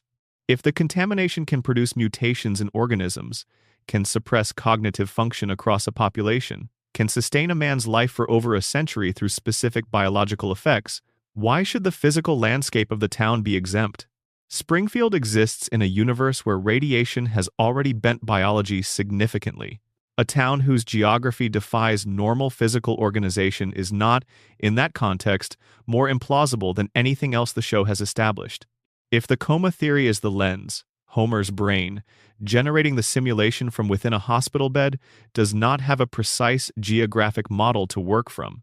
It has impressions, emotional memories of places, the coastline from a vacation, the mountains from a drive, the desert from a film, the familiar suburban grid of a Midwestern childhood overlaid on geography it does not belong to. Dreams organize space according to feeling, not cartography.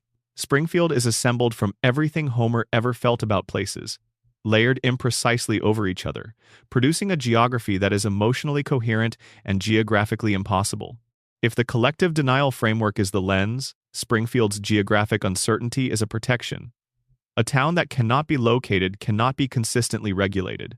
No fixed state means no fixed regulatory authority, no permanent state attorney general with ongoing jurisdiction over the plant, no consistent EPA oversight. The regulatory authority responsible for addressing Springfield's contamination is perpetually unclear, because the location of the town where the contamination occurs is perpetually unclear. You cannot hold anyone accountable for environmental damage in a town you cannot definitively place on a map. The episode Behind the Laughter made what appeared to be a definitive claim. The Simpsons family was from northern Kentucky. Location identified. But the location changed between the original broadcast and syndicated reruns. The same episode, same footage, same voice cast, placed the family in a different state depending on which version you were watching. The show gave you the answer and then changed the answer based on the platform. Even when Springfield has a definitive location, that location is not definitive. Springfield will never be located, not because the show has not decided, but because it decided long ago that the mystery is more useful than any answer. A town that could be anywhere belongs to everyone. A town that belongs to everyone has no fixed jurisdiction and no definitive regulatory authority, and no entity empowered to consistently enforce accountability for what has been leaking from those cooling towers for 36 years. It floats between states because landing means accountability, and accountability is the one thing that the system Burns built cannot survive intact. Number. Section 10. The floating timeline. Why nobody ages and what that actually means. Bart Simpson was 10 years old in December of 1989. He is 10 years old right now. 36 years have passed in the world outside the show, and 0 years have passed for Bart. He has the same hair, and the same mischief, and the same relationship with authority. He has not grown a day. Lisa was 8 then, and is 8 now. Maggie was 1, and still is. Homer and Marge were in their mid-30s, a fact that was plausible in 1989 and has become increasingly remarkable as the decades that should have moved them through their 40s and 50s and beyond have continued to pass without leaving any trace. The industry term for this narrative structure is a floating timeline. The show's present is always the viewer's present. The technology in the background evolves, the cultural references update, the world the characters inhabit changes. But the characters do not move through it. They exist in suspension, experiencing every decade of American history without accumulating any of its time. For a show running 10 seasons, this is a practical convention. For a show that has been running 36 seasons and continues to air, the floating timeline has created contradictions so structurally significant that they have started to undermine the show's own internal logic in ways that simply do not arise in shorter series. The most visible problem is Homer and Marge's backstory. When the show began, their history was grounded in the late 1970s. They met in high school during that era.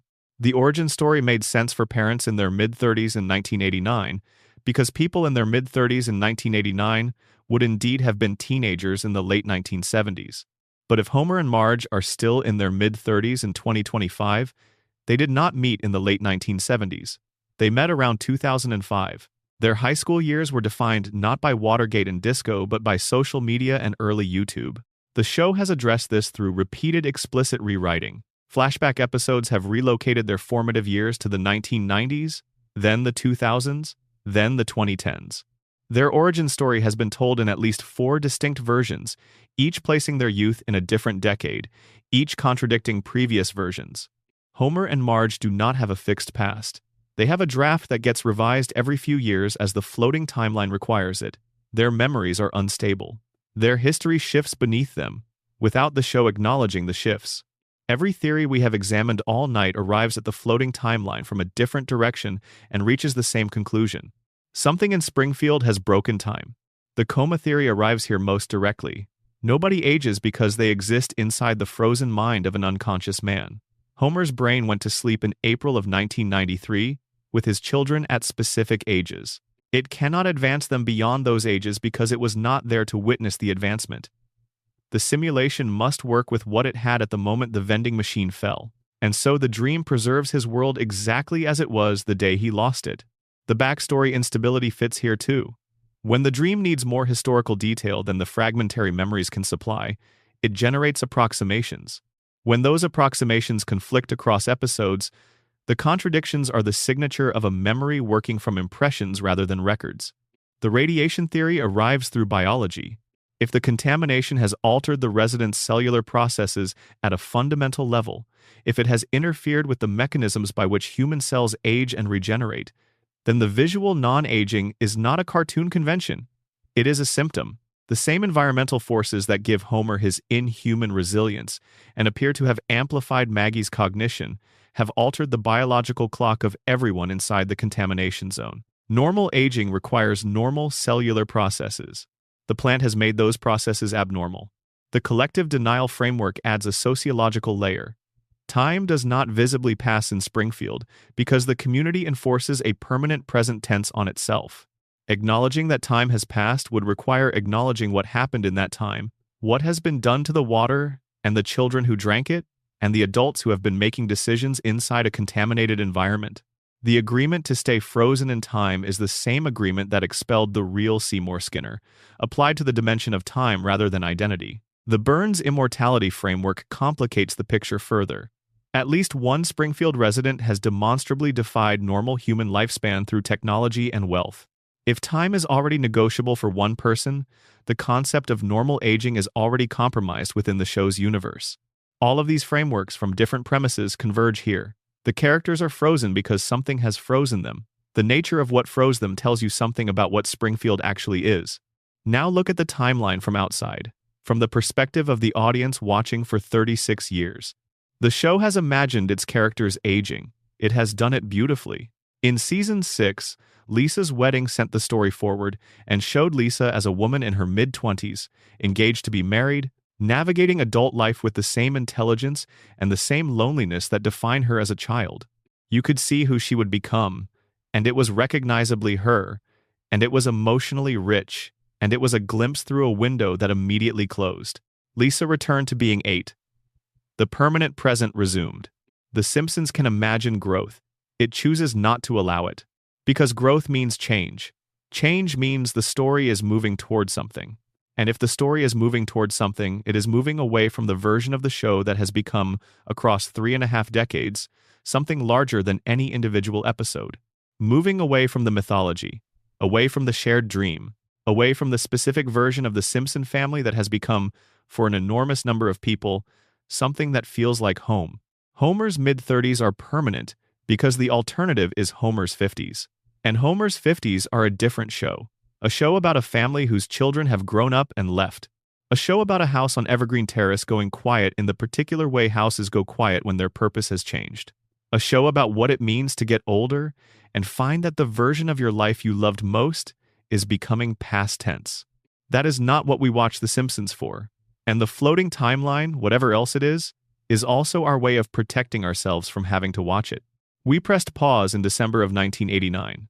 Not the writers, not the network, not any single creative decision. We pressed pause through our need for continuity, our investment in the version of Springfield that exists at a specific frozen moment when the children were young and the parents were strong and everything was messy and manageable and ultimately fine. The loop is not their prison. It is ours. We built it and we maintain it. Every time we watch, every time we quote a line from an episode that aired before most of us were old enough to have opinions about anything, every time we feel the comfort of the opening credits and the couch gag and Homer and Marge and the kids on the sofa, we add another layer to the walls. We make it harder for them to age. We make it harder for the story to move. We make it harder for Bart to turn 11, for Lisa to leave Springfield, for Maggie to finally say her second word. Because if they escape, the show ends. And the show ending means admitting that the version of America it represents, the chaotic, resilient, deeply imperfect middle-class American family, was always temporary, always one birthday away from becoming something we do not recognize as the thing we loved. And every theory we have examined tonight, the radiation, the coma, the shooting, the immortality, the machine for forgetting, the silent genius, the predictions, the 3-generation conspiracy, the town that floats between states, every one of them is another way of arriving at the same place. Springfield is frozen because we need it to be, because the people inside it are the versions of ourselves we cannot quite let go of. Homer is the father who loves imperfectly and fiercely and always finds his way home. Marge is the patience that holds the structure up when everything else is trying to bring it down. Bart is the rebellion that keeps the whole enterprise honest, the one who refuses to be fully contained. Lisa is the conscience, the one who sees most clearly and bears the weight of that clarity alone, the one who keeps asking the questions nobody else wants to hear. And Maggie is the part of all of us that watches everything from a place of complete comprehension and says nothing, because she has figured out that silence is how you survive in a world that punishes too much clarity. We cannot let them go because they are us. Because Springfield is the town we carry in our heads as the place where everything was manageable and loud and safe in the specific way of things that feel like home.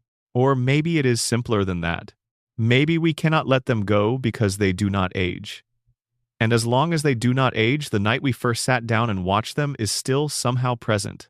The couch is still there, the house is still warm, the credits still roll over a family that is, for all its imperfections and disasters, still together.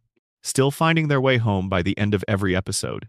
Still on Evergreen Terrace, in the town that does not appear on any map, in the show that does not appear to be ending anytime soon, the loop keeps running, and we keep watching. Because that is what the loop does. And that is what we do. End of script. Number. Expansion. The nuclear power plant going deeper. Let us stay inside the plant a little longer, because the story of what the Springfield nuclear power plant has done to its town is not told in any single scene or any single episode. It is told across 3 decades of accumulation, in details so small and so frequent that they have become invisible through repetition. The background has become wallpaper, and what is on the wallpaper, if you look at it rather than through it, is disturbing. The 342 violations are the headline number, but they are worth sitting with. 342. A single surprise inspection. Not a comprehensive audit, not a multi-week regulatory review, a surprise visit that produced 342 documented problems. Think about what that implies about the number of violations that a longer or more thorough investigation might have uncovered. 342 is the surface. What sits beneath it is the question the show never needs to ask, because the number is already so large that the imagination fills in the rest. The specific violations the show makes visible are the kind of thing that, in any real regulatory context, would produce immediate facility shutdown and criminal referral. Not administrative fines or remediation plans. Criminal referral, because what is being described is not corner-cutting or bureaucratic negligence. It is the deliberate operation of a facility in conditions that constitute a clear and documented risk to public health and safety. Radioactive waste dumped into waterways. This is not waste being transported in sealed containers to disposal sites, and occasionally spilling during transit. This is routine dumping. The phrase used in the show implies practice, habit, ongoing policy. Someone at this facility has been deciding, as a regular operational choice, to discharge radioactive material into the water supply of the town it sits inside. Not once, not accidentally, repeatedly. Radioactive waste on children's playgrounds. Springfield Elementary, where Bart and Lisa and hundreds of other children spend their days, is within the zone of impact. The show establishes clearly that waste has ended up in spaces where children play. What does prolonged contact with low-level radioactive contamination do to developing biology? What does it do to the growing neurological systems of children who are forming the cognitive structures they will carry for the rest of their lives? The answer is not stated directly. The answer is depicted visually in every frame of every episode, in the shape of every skull and the color of every face and the number of fingers on every hand in Springfield. The plutonium paperweight is the detail that tends to get treated as the show's most extreme absurdist joke in this area. Plutonium as office furniture. It reads as comedy. But plutonium is one of the most dangerous radioactive materials in existence. Prolonged proximity to an unsealed plutonium source produces measurable biological effects over time. An employee using a piece of plutonium as a paperweight is being irradiated continuously throughout their working day. The people who walk past that desk are being irradiated. The air circulating through the office is carrying particles. This is the environment Homer spends the majority of his waking hours inside. And then there is the chewing gum in the cooling towers. Cooling towers are not decorative. They are the primary mechanism by which a nuclear facility removes heat from its reactor. The coolant circulating through the system absorbs heat from the reactor core and transfers it to the towers, where it is dissipated. If the towers fail, coolant temperature rises. If coolant temperature rises, reactor temperature rises. If reactor temperature rises beyond safe parameters, you have the beginning of a sequence that ends in the kind of event that empties cities. The Springfield cooling towers have structural cracks sealed with chewing gum, not with emergency patching compound ordered and applied by licensed contractors while the plant operates at reduced capacity, not with any engineered repair. With the gum from someone's mouth, applied in the apparent belief that this constitutes an adequate structural fix for a facility that manages the thermal regulation of an active nuclear reactor. Homer's response to meltdown warnings eating donuts is in this context not a joke about his laziness and incompetence. It is an accurate representation of what happens when you staff the safety monitoring position of a nuclear plant with a man whose IQ has been formally assessed at 55 and who has a foreign object physically impeding his cognitive function. You get a man who eats donuts during meltdown warnings. You get a man who throws a donut into the reactor core to see what happens. You get a man who has replaced his monitoring instruments with a piece of cartoon paper taped to the screen. These are not comedy exaggerations of a basically functional situation. These are the literal conditions. This is what is actually happening inside this plant on a normal working day. The German Investors episode is one of the show's clearest statements about what Burns' operation actually is. When German investors purchase the plant from Burns, the very first thing they do is conduct an honest assessment of the facility. They look at the actual state of things with fresh eyes, unconditioned by decades of accommodation. They are horrified. The cost of bringing the facility into compliance nearly bankrupts them. They sell it back to Burns. Burns rehires Homer immediately. This is not a detail passed over quickly. The show wants you to notice it. The Germans could not sustain the cost of running this plant safely. A competent safety inspector would force that cost to be incurred. Homer is the mechanism by which the cost is avoided. He is not hired despite his incompetence. He is hired because of it. He is the human shield between the plant's true operational state and the regulatory intervention that state would trigger. Burns has been running this calculation for 30-plus years. Homer's continued presence in Sector 7G is the most carefully considered decision Burns has made as a business operator. Remove Homer, get a competent inspector, shut down within the week. Keep Homer, keep the violations, keep the leaking, keep the profits. The residents of Springfield are not collateral damage in this calculation. They are the medium through which it operates. The cost of Burns' profits is being paid by their biology, by their water, by the neurological development of their children, by the shape of their skulls and the color of their skin, and the number of their fingers. Every episode, every frame, every yellow face. The radiation theory's most powerful element is not any single piece of evidence. It is the cumulative weight of all of them. A three-eyed fish, a glowing billionaire, a federal dome for environmental containment, a man who can survive anything, a baby who shows signs of extraordinary cognition, hair that defies gravity, eyes that sit in faces differently than they should, the dogs, the wildlife, the fish, all of them showing the same suite of physical deviations from normal biology. The show has been painting this picture since season 2. It has never needed to articulate it directly, because the picture is visible to anyone willing to actually look at it. And the reason nobody in Springfield looks at it is itself part of the picture. The poison that changes the body also affects the brain. The contamination that produces mutations also, over decades of exposure, compromises the critical reasoning capacity of the population absorbing it. The people best positioned to recognize what is happening to them are the people least capable of recognizing it, because what is happening to them has already happened to the part of their brain that would recognize it. Burns did not design this. It is a natural property of the system he built. The radiation that poisons Springfield also protects the secret of the poisoning by degrading the cognitive function of the population that might otherwise figure it out. It is a self-sealing mechanism, a closed loop, and it has been running for 36 years without a single successful challenge from inside.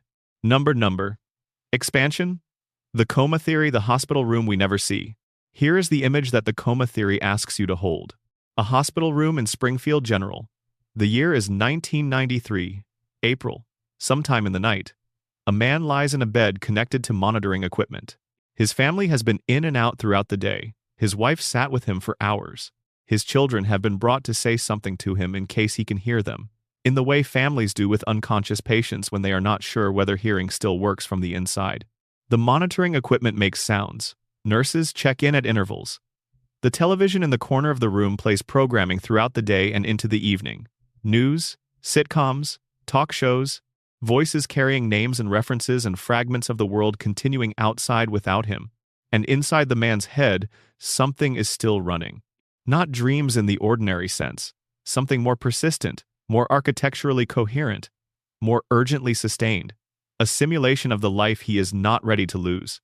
Running on the damaged substrate of a brain that lost 5% of its function when the vending machine fell, that is losing more function as the weeks and months and eventually years go by, that is generating an increasingly elaborate, increasingly surreal, Increasingly disconnected narrative because the underlying hardware is failing.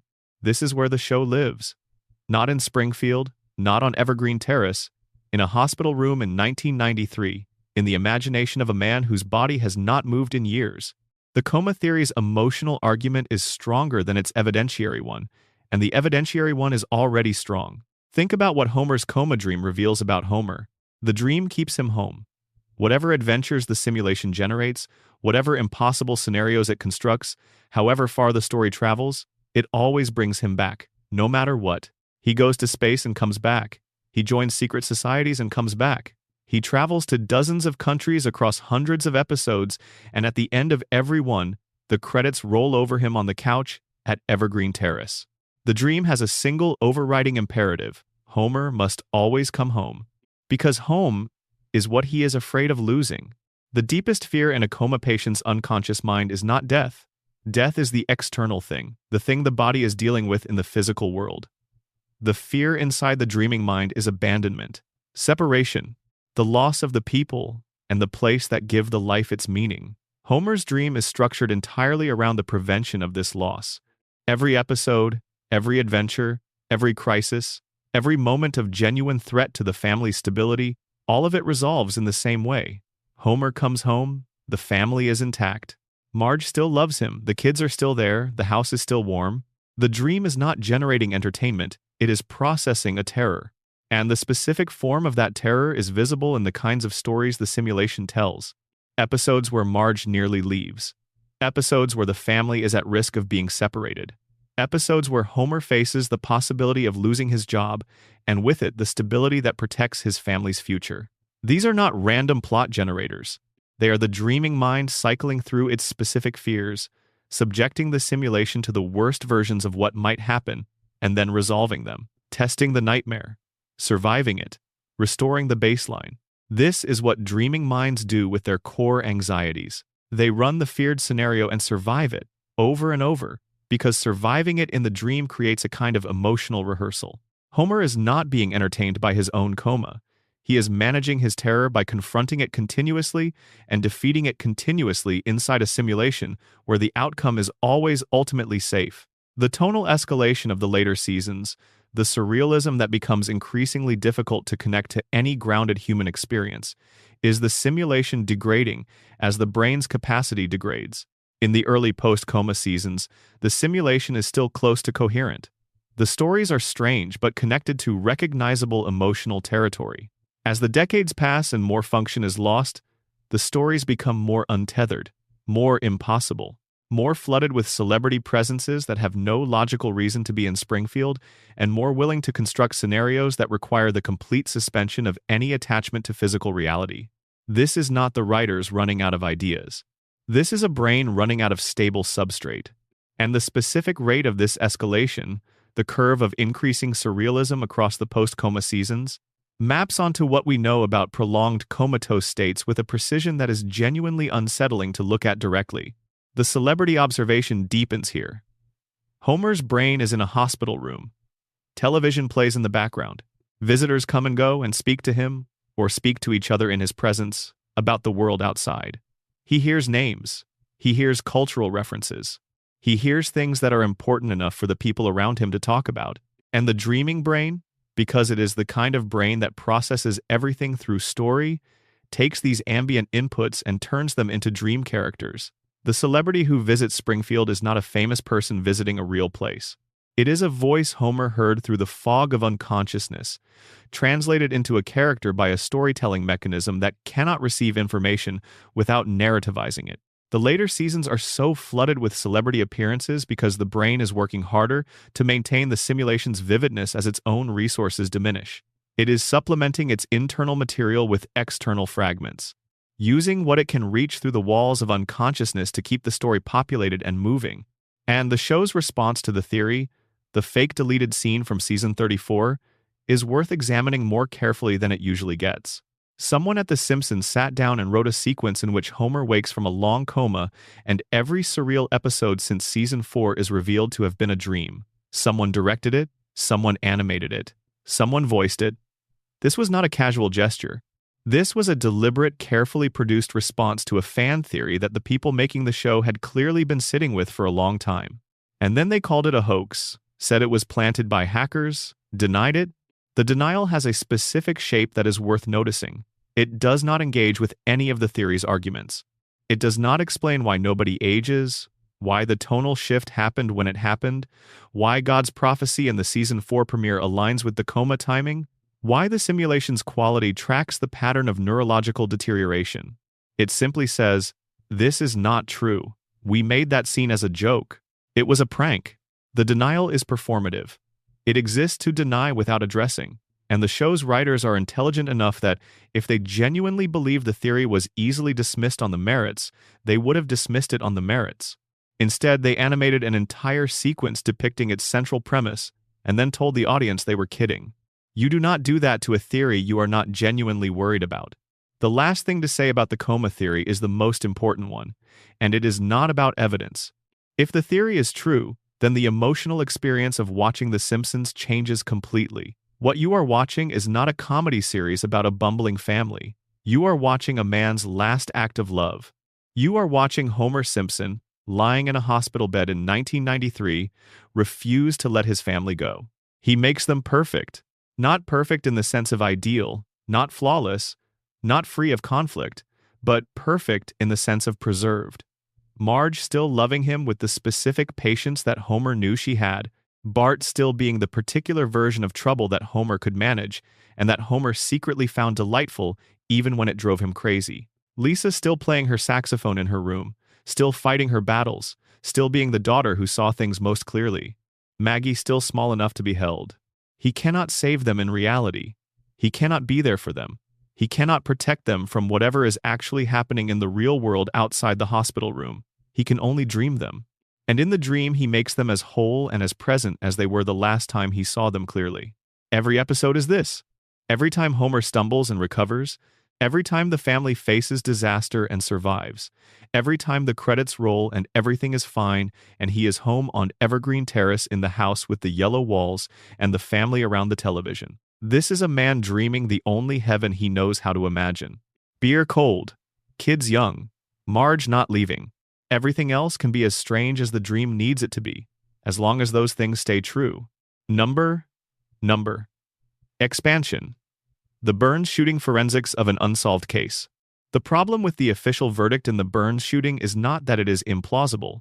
It is that it is specifically, carefully, demonstrably wrong on multiple points, and the show either does not notice this or notices it and is inviting you to. Let us do the forensics properly. Burns falls on the sundial after being shot. His hands land on 2 letters. This becomes the central physical evidence linking the crime to Maggie Simpson. The show presents the sundial as a clue Burns left in the moment of crisis, a dying man pointing at his attacker's initials. But Burns explicitly and canonically states that the positioning of his hands was not intentional. He did not choose to fall that way. He did not arrange his hands deliberately. He fell. His hands went where they went. The letters they pointed to were a coincidence. This is said in the show. It is part of the canonical record. The central piece of physical evidence that the official verdict depends on was labeled meaningless by the victim himself. So, what do you have left? The DNA evidence. An eyelash on Burns's suit, traced to the Simpson family. Not to Maggie specifically, to a Simpson. Homer is a Simpson. Marge is a Simpson by marriage. Bart is a Simpson. The eyelash could belong to any of them. The police focused on Homer because the DNA, combined with his fingerprints on the gun and his documented motive, created the strongest apparent case. The eyelash does not point to Maggie. The fingerprints? Homer's fingerprints are on the gun. Homer was in the vicinity that night. He had the strongest documented motive in a field of suspects that included essentially every person in Springfield. Homer's prints on Burns's gun is significant evidence. It is not evidence that was ever satisfactorily explained away. Burns's testimony. Waking from a coma with a bullet wound after weeks of unconsciousness, Burns identifies Maggie. The account he gives, she was trying to take her lollipop, they struggled, his gun fell, she picked it up, it fired. He does not describe her pulling the trigger deliberately. He describes an accidental discharge during a struggle over a candy. This is not the description of an attempted murder. This is the description of a tragic accident involving a 1-year-old child and a dropped weapon. Even if every element of Burns's account is accurate, it does not describe Maggie Simpson committing an intentional act of violence. And Burns's account may not be accurate. A man recovering from a traumatic injury, speaking for the first time after weeks of unconsciousness, is not an ideal witness. Memory is reconstructive, not archival. The brain fills gaps. The brain confabulates. A man with Burns's intelligence and Burns's resources and Burns's documented capacity for strategic thinking, waking in a hospital room and being asked who shot him, is not simply replaying a neutral memory. He is choosing what to say. Now hold alongside this the season 18 confession. Homer, in an ordinary conversation, states that he was the one who shot Burns. He says it plainly. The show does not treat this as a significant plot development. Nobody investigates. Nobody reacts. It appears to be a throwaway moment. There are exactly 2 ways to read this. 1. Homer is lying or misremembering. He was not the shooter. He is conflating his emotional responsibility for the event with literal responsibility. Or he is doing what Homer does, which is tell whatever story seems appropriate to the moment without worrying too much about accuracy. 2. Homer is telling the truth. He did shoot Burns. He has perhaps always known he shot Burns. And the reason nobody investigates or reacts is that everyone in Springfield who matters has already agreed to let the official version stand. If Homer shot Burns, the rest of the official narrative is a construction. The DNA evidence pointing to a Simpson becomes less specific and more convenient. They found a Simpson's eyelash and they needed a Simpson, but the Simpson they found was not the Simpson they charged. The sundial, as Burns said, was meaningless.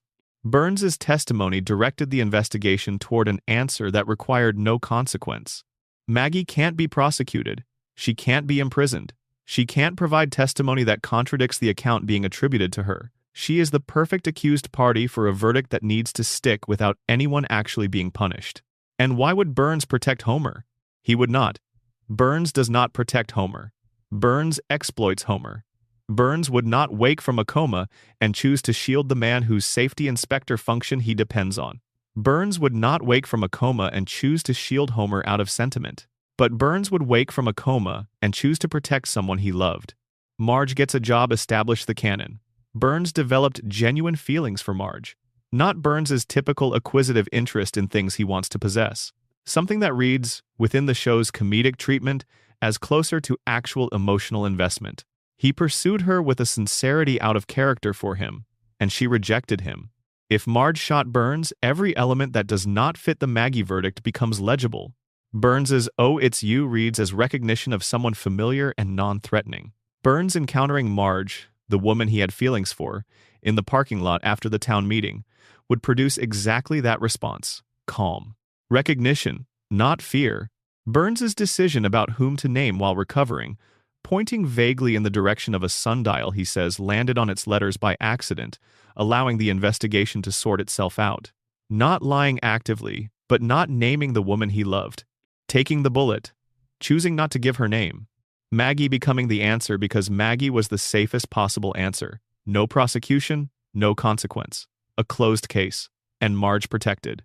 The show made a Smithers ending. Fully produced, fully animated, and it acknowledged the O.J. trial in the same breath.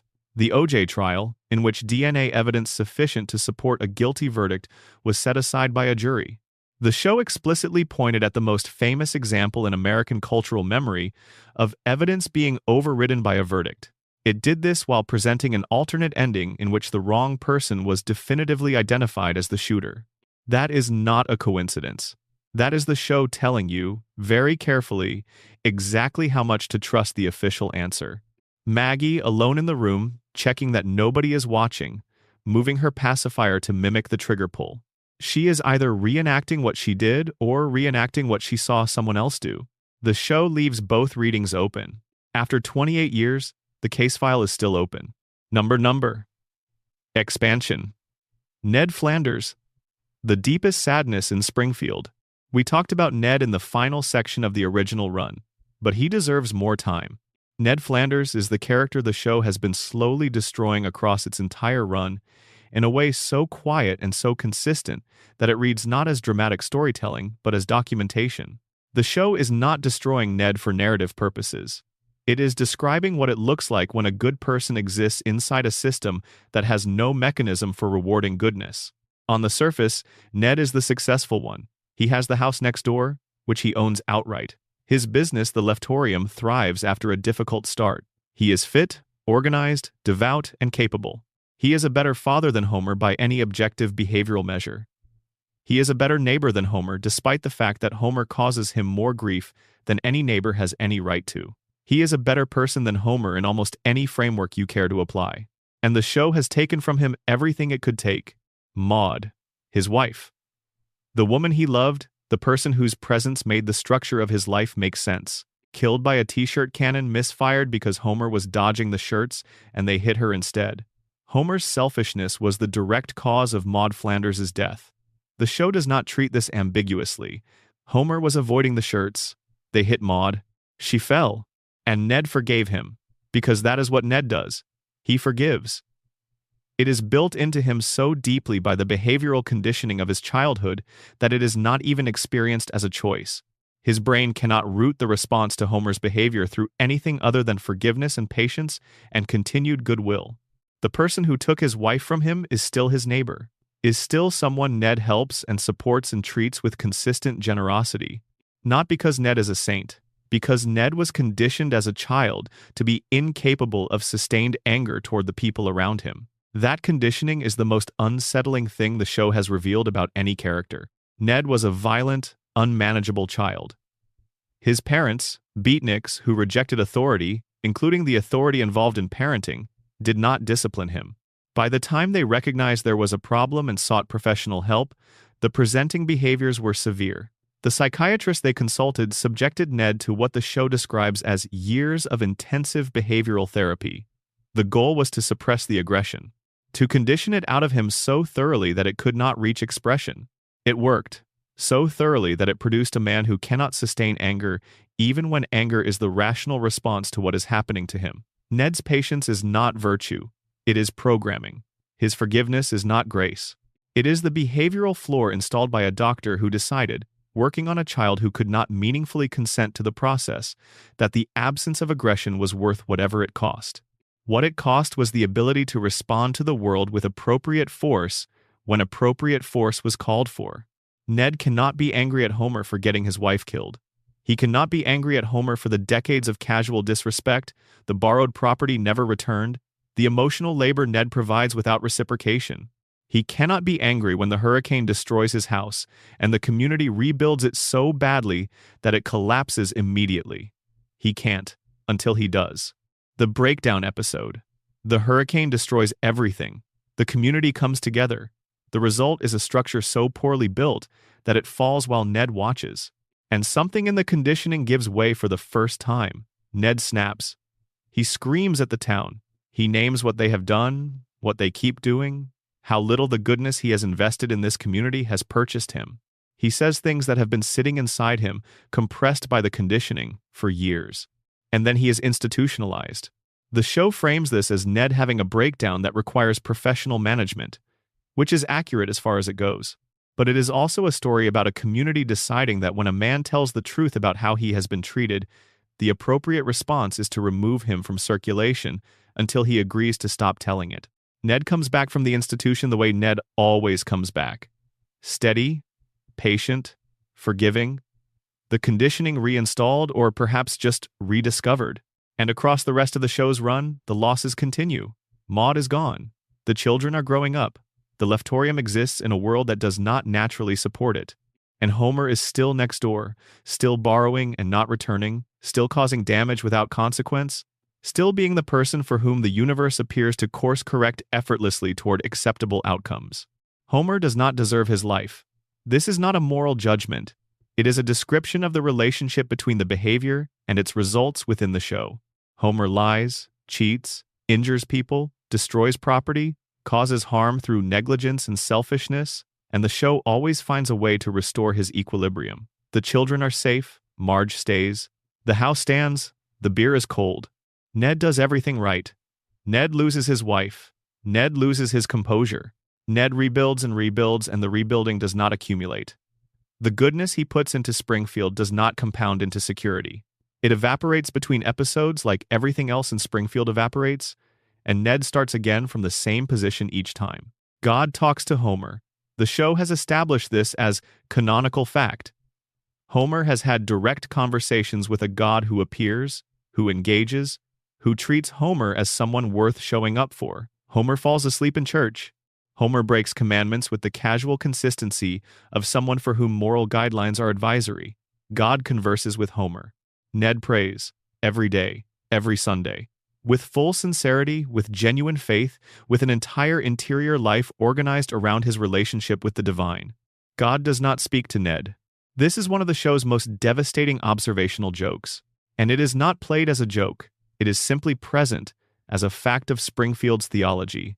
The drunk who shows up to church primarily out of social obligation gets divine conversation. The devout man who has built his life around his faith gets silence. The show is not mocking religion. It is describing, with precision, the experience of genuine faith in a world where the outcomes do not track the inputs, where sincerity and effort and consistent goodness are not metrics the universe appears to be measuring, where the person who tries hardest is not the person the story rewards. Homer and Ned are the thesis and the antithesis of the same question.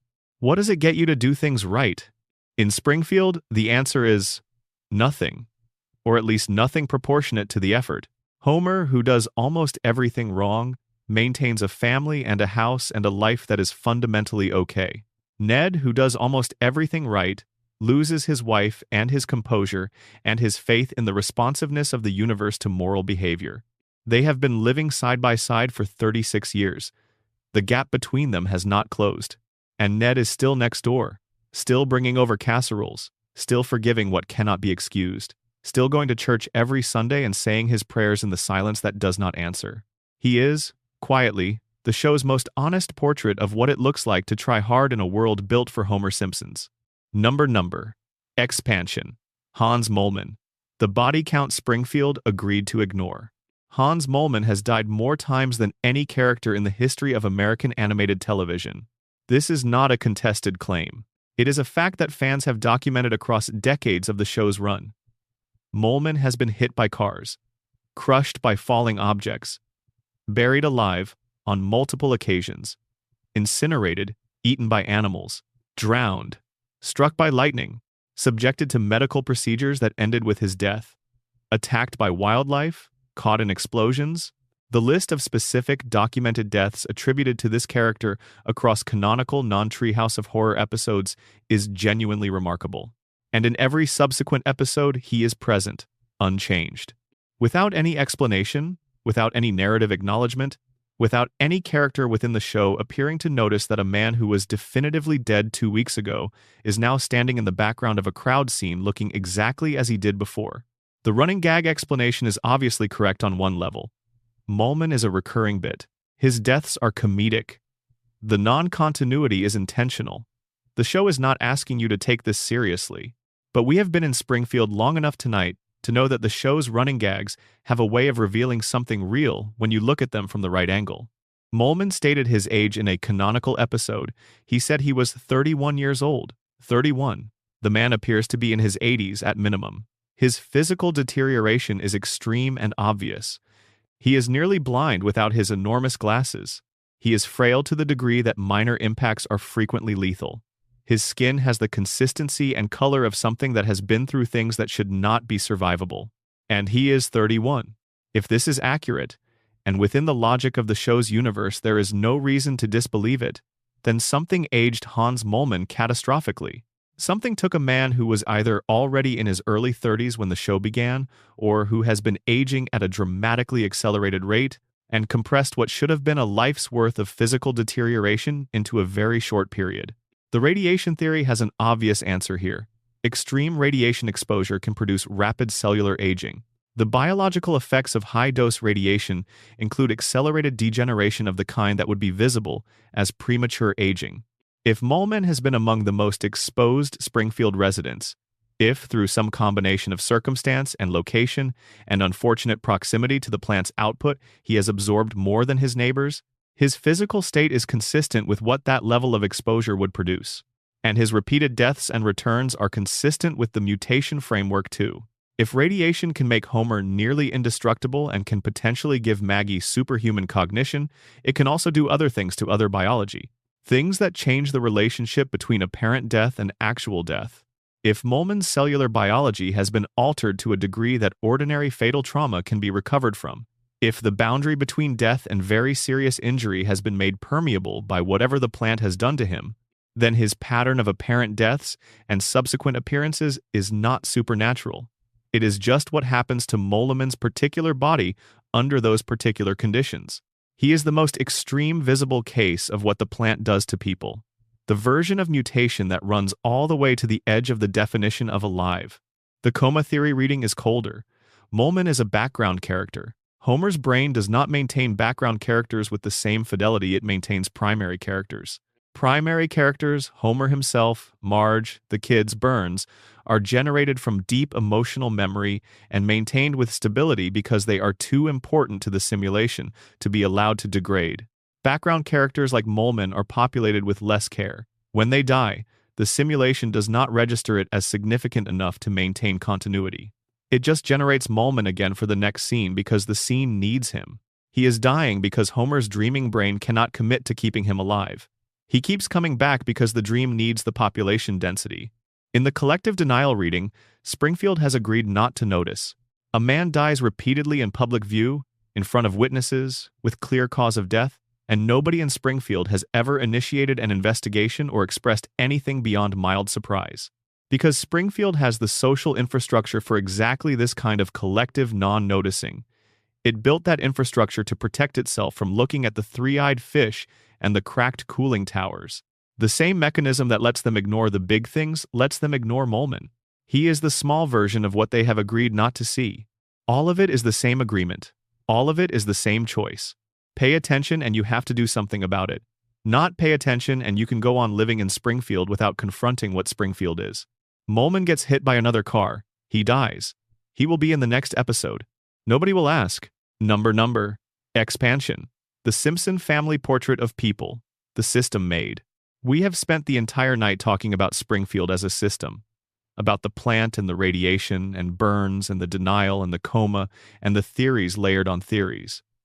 But at the center of all of it is a family. And the family deserves their own moment, outside the framework of any theory, looked at simply as people. Homer Simpson is 40 years old in the permanent present of the show. He was born into a family already marked by the system's long reach.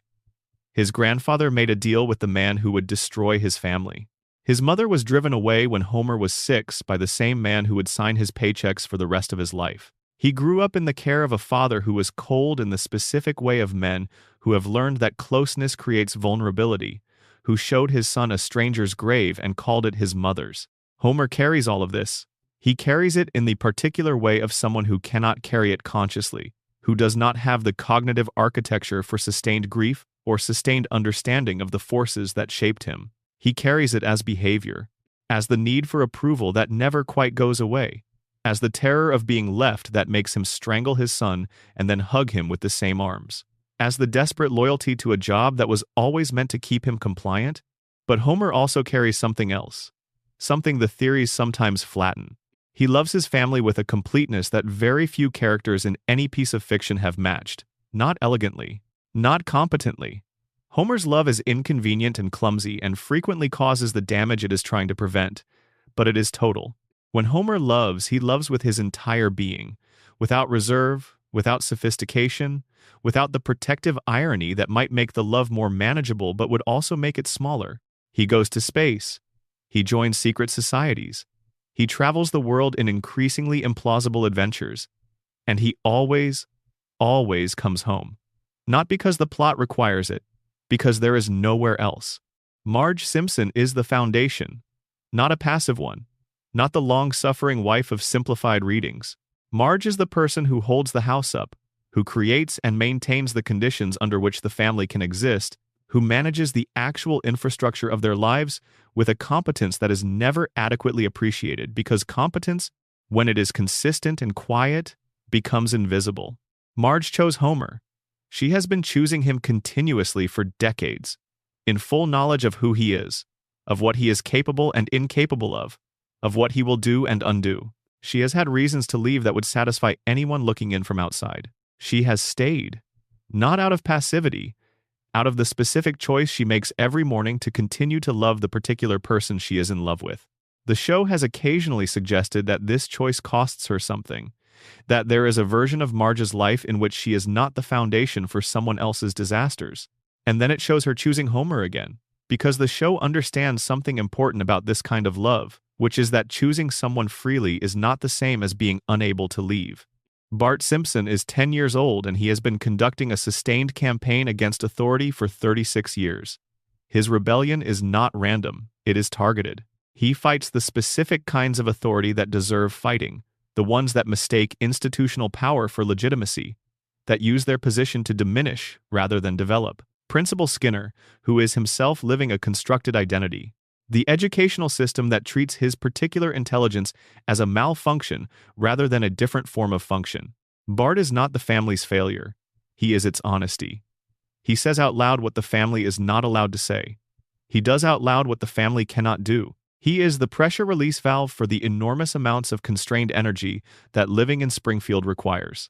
Lisa Simpson is 8 years old, and she carries the weight of being right in a world that does not want her to be right.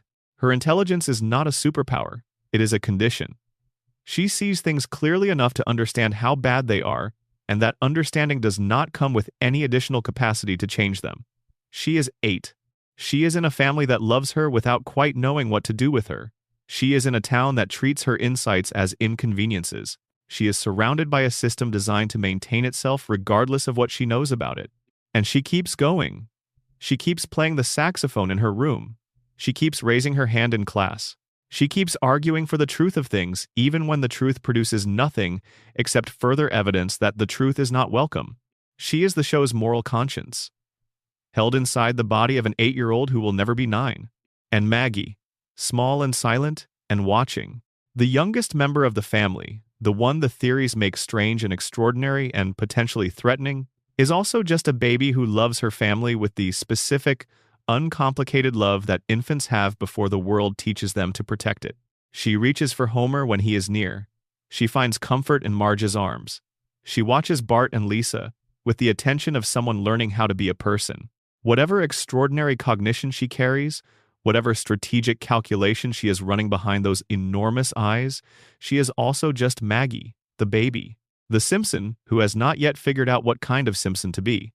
That family, that particular, impossible, infuriating, tender family, all the theories and all the evidence and all the analysis and all the patterns eventually reduce to this: 4 people and a baby on a couch on Evergreen Terrace, Springfield, wherever Springfield is, in whatever year the floating timeline has decided to occupy.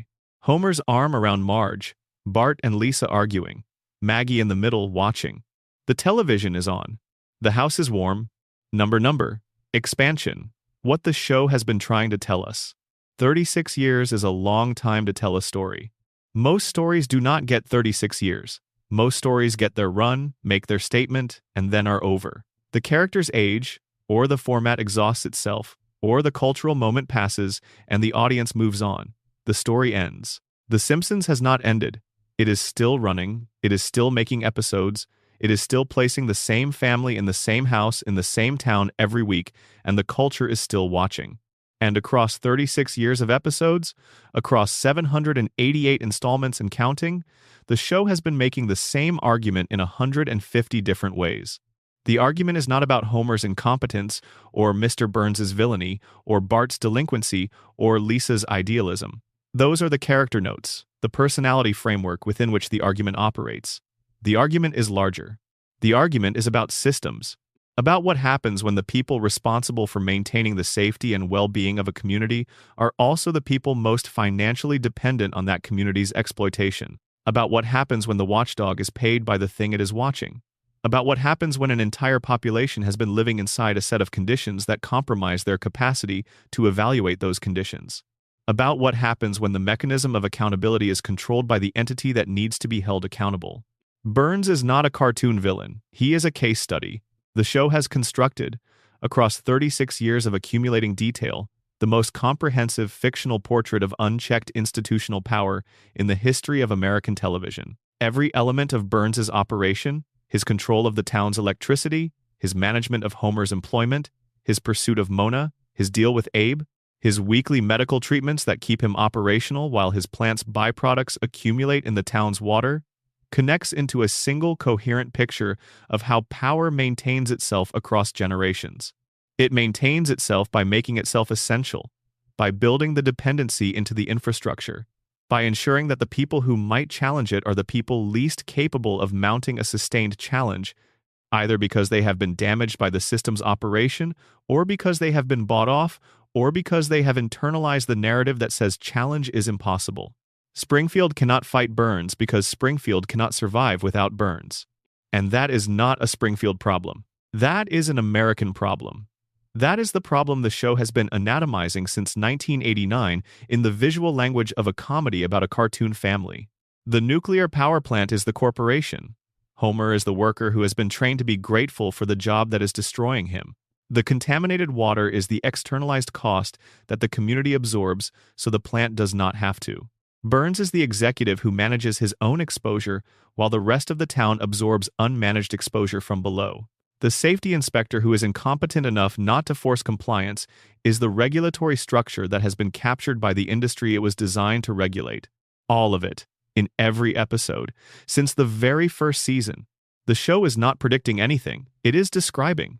It has been describing the same thing in the same setting with the same characters for 36 years because the thing it is describing has not changed, has not been addressed, has not resolved itself in the direction of any different outcome.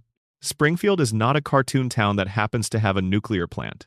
Springfield is a portrait of a specific kind of American community, one in which the entity with the most power over the community's well-being is also the entity with the most control over the community's information environment, its economic infrastructure, its regulatory oversight, and by extension its political leadership.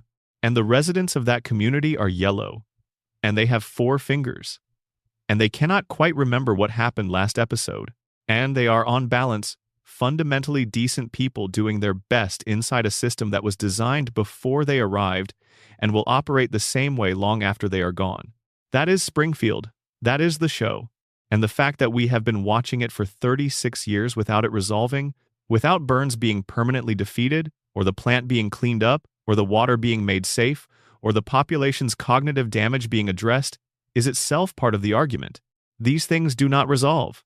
Not in 36 years, not in real life. They persist. And the audience keeps coming back because the family is still there. Which may be the most honest thing the show has ever said. Number. Expansion. The weight of what we keep coming back to.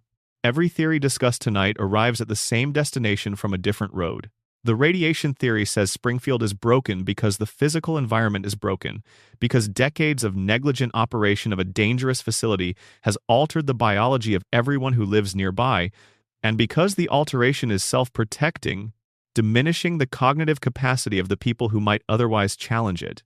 The coma theory says Springfield is broken because it is not real, because it is the generated interior world of a man who has been unconscious for 30 years, and the increasing strangeness of what happens there is the signature of the mind generating it, slowly losing its capacity to maintain coherence. The Who Shot Burns theory says Springfield is broken because its institutions are captured, because the mechanisms of investigation and justice are subject to the preferences of the powerful, and because the official answer to the most visible crime in the town's history was selected for its convenience rather than its accuracy. The Burns immortality theory says Springfield is broken because it has been engineered to be, because a man with a century's worth of accumulated power has built the town's dependency into its infrastructure and his own survival into the dependency, and the loop feeds itself indefinitely. The Principal and the Pauper says Springfield is broken by collective choice, by the community's ongoing decision to prefer the comfortable lie to the uncomfortable truth, and by the social infrastructure that enforces that decision by exiling truth-tellers. The Maggie theory says Springfield is broken, but contains something extraordinary within the breakage, a mind that has read the system completely and chosen silence over visibility as the instrument of its own survival and eventual action.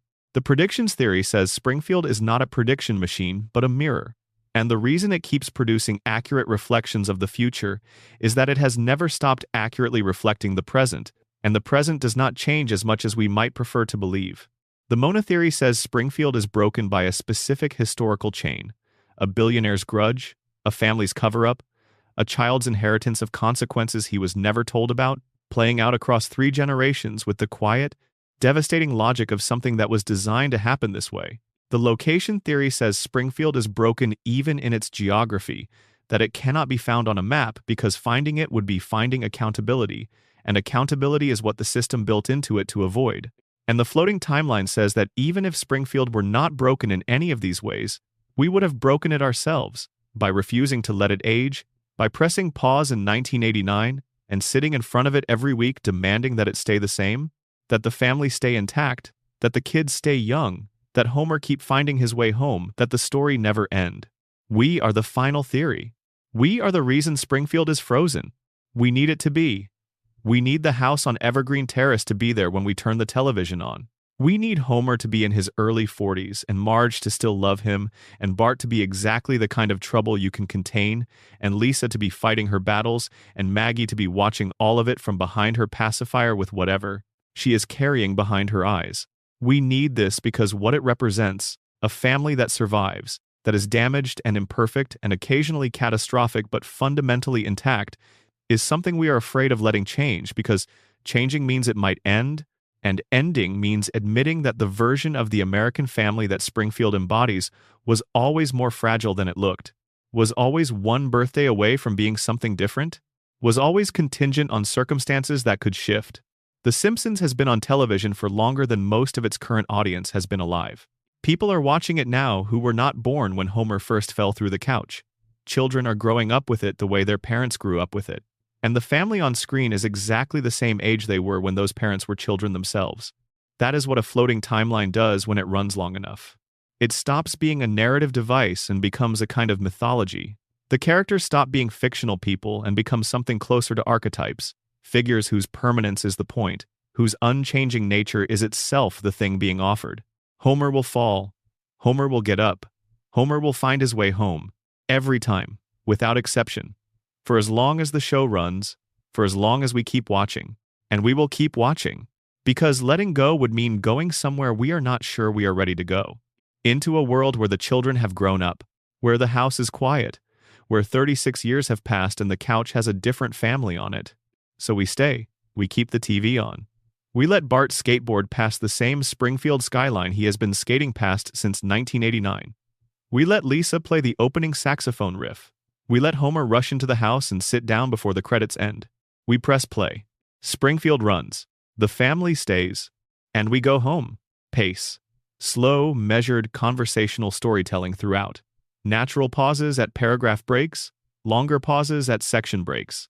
The final expansion sections, particularly what the show has been trying to tell us, and the weight of what we keep coming back to, should be read quieter and slower than the analytical earlier sections. The closing lines. Treat each sentence as its own breath. Do not rush the ending. Let it settle. Number. Expansion.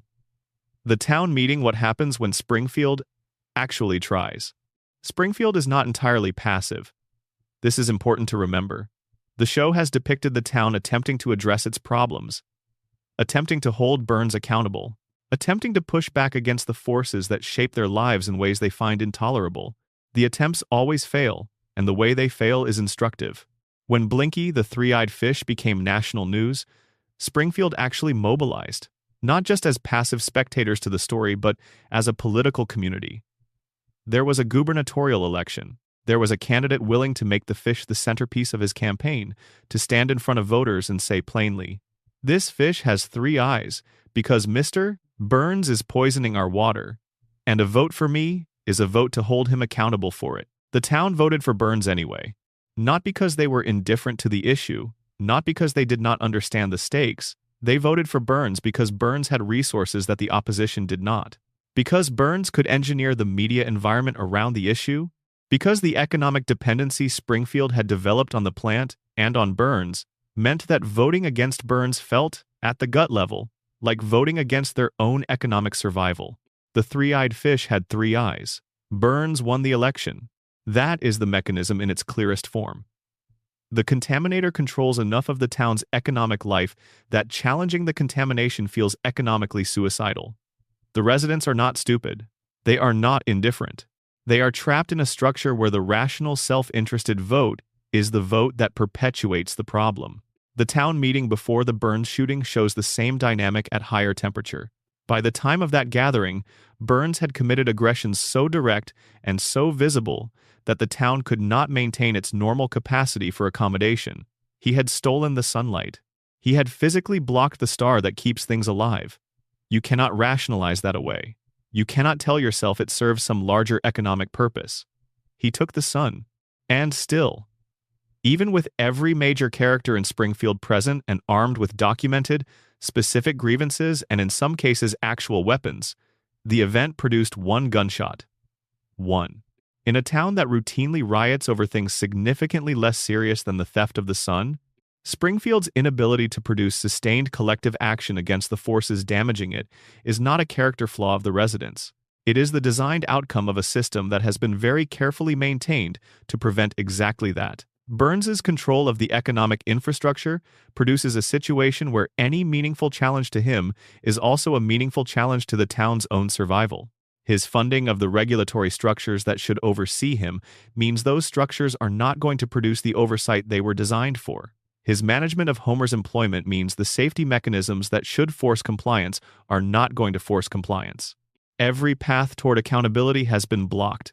Not by accident, by investment, by decades of deliberate structural management. The one moment when someone got close was Mona. In 1969, a group of people without political standing, without economic power, without access to any of the institutional channels that Burns had successfully colonized, broke into his laboratory and destroyed what he was keeping there. They succeeded. The germs were destroyed. The biological weapons program was disrupted.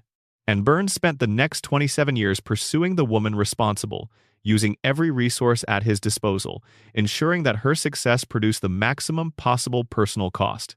He could not undo what she had done, but he could ensure that doing it had cost her everything. And, by ensuring that, he communicated something to everyone else who might consider similar action. The personal cost of direct challenge is total. Your life will be dismantled. Your family will be destroyed. The system has resources that you do not have, and it will use all of them. Mona Simpson is the only person in the show's history who successfully challenged Burns on his own territory and won. And she spent 27 years as a fugitive. The lesson Springfield absorbed from her story, even without knowing it, is the lesson Burns intended. You cannot win. The cost of trying is your entire life. Stay in your lane, drink your water, go to work, and do not look too closely at the three-eyed fish. Number expansion? What Lisa sees and cannot change? Lisa Simpson sees everything. This is her gift and her burden. The thing that makes her the most important character in the show for understanding what Springfield actually is, and the thing that makes her the most isolated character in the show for exactly the same reason. She is 8 years old. She will always be 8 years old. And inside that 8-year-old body is a mind that has read the system, understood its mechanisms, identified its injustices, and traced the threads of its corruption to their sources with a clarity that no other character approaches. She knows about the plant. She understands, probably better than anyone in the family, what it has done to their bodies and their water and their neighbors. She has seen the three-eyed fish. She has tested the water. She has raised the issues in the ways available to her, through school reports and community activism and direct confrontation with authority. And she has been consistently, efficiently, thoroughly ignored. Not cruelly. Springfield is not cruel to Lisa in any organized way. It is something worse. It is indifferent. It accommodates her intelligence the way you accommodate a strong opinion held by someone who cannot vote. You listen, you nod, you tell them their point is very interesting, and then you do not change anything. The show has been depicting this dynamic for 8-year-old Lisa across 36 years of episodes, and the accumulation of it is genuinely affecting. Not just because of the waste of potential, though that is real, but because of what it reveals about the specific mechanism by which systems maintain themselves against the people who see them clearly. The mechanism is not suppression. It is accommodation without consequence. You do not need to silence Lisa.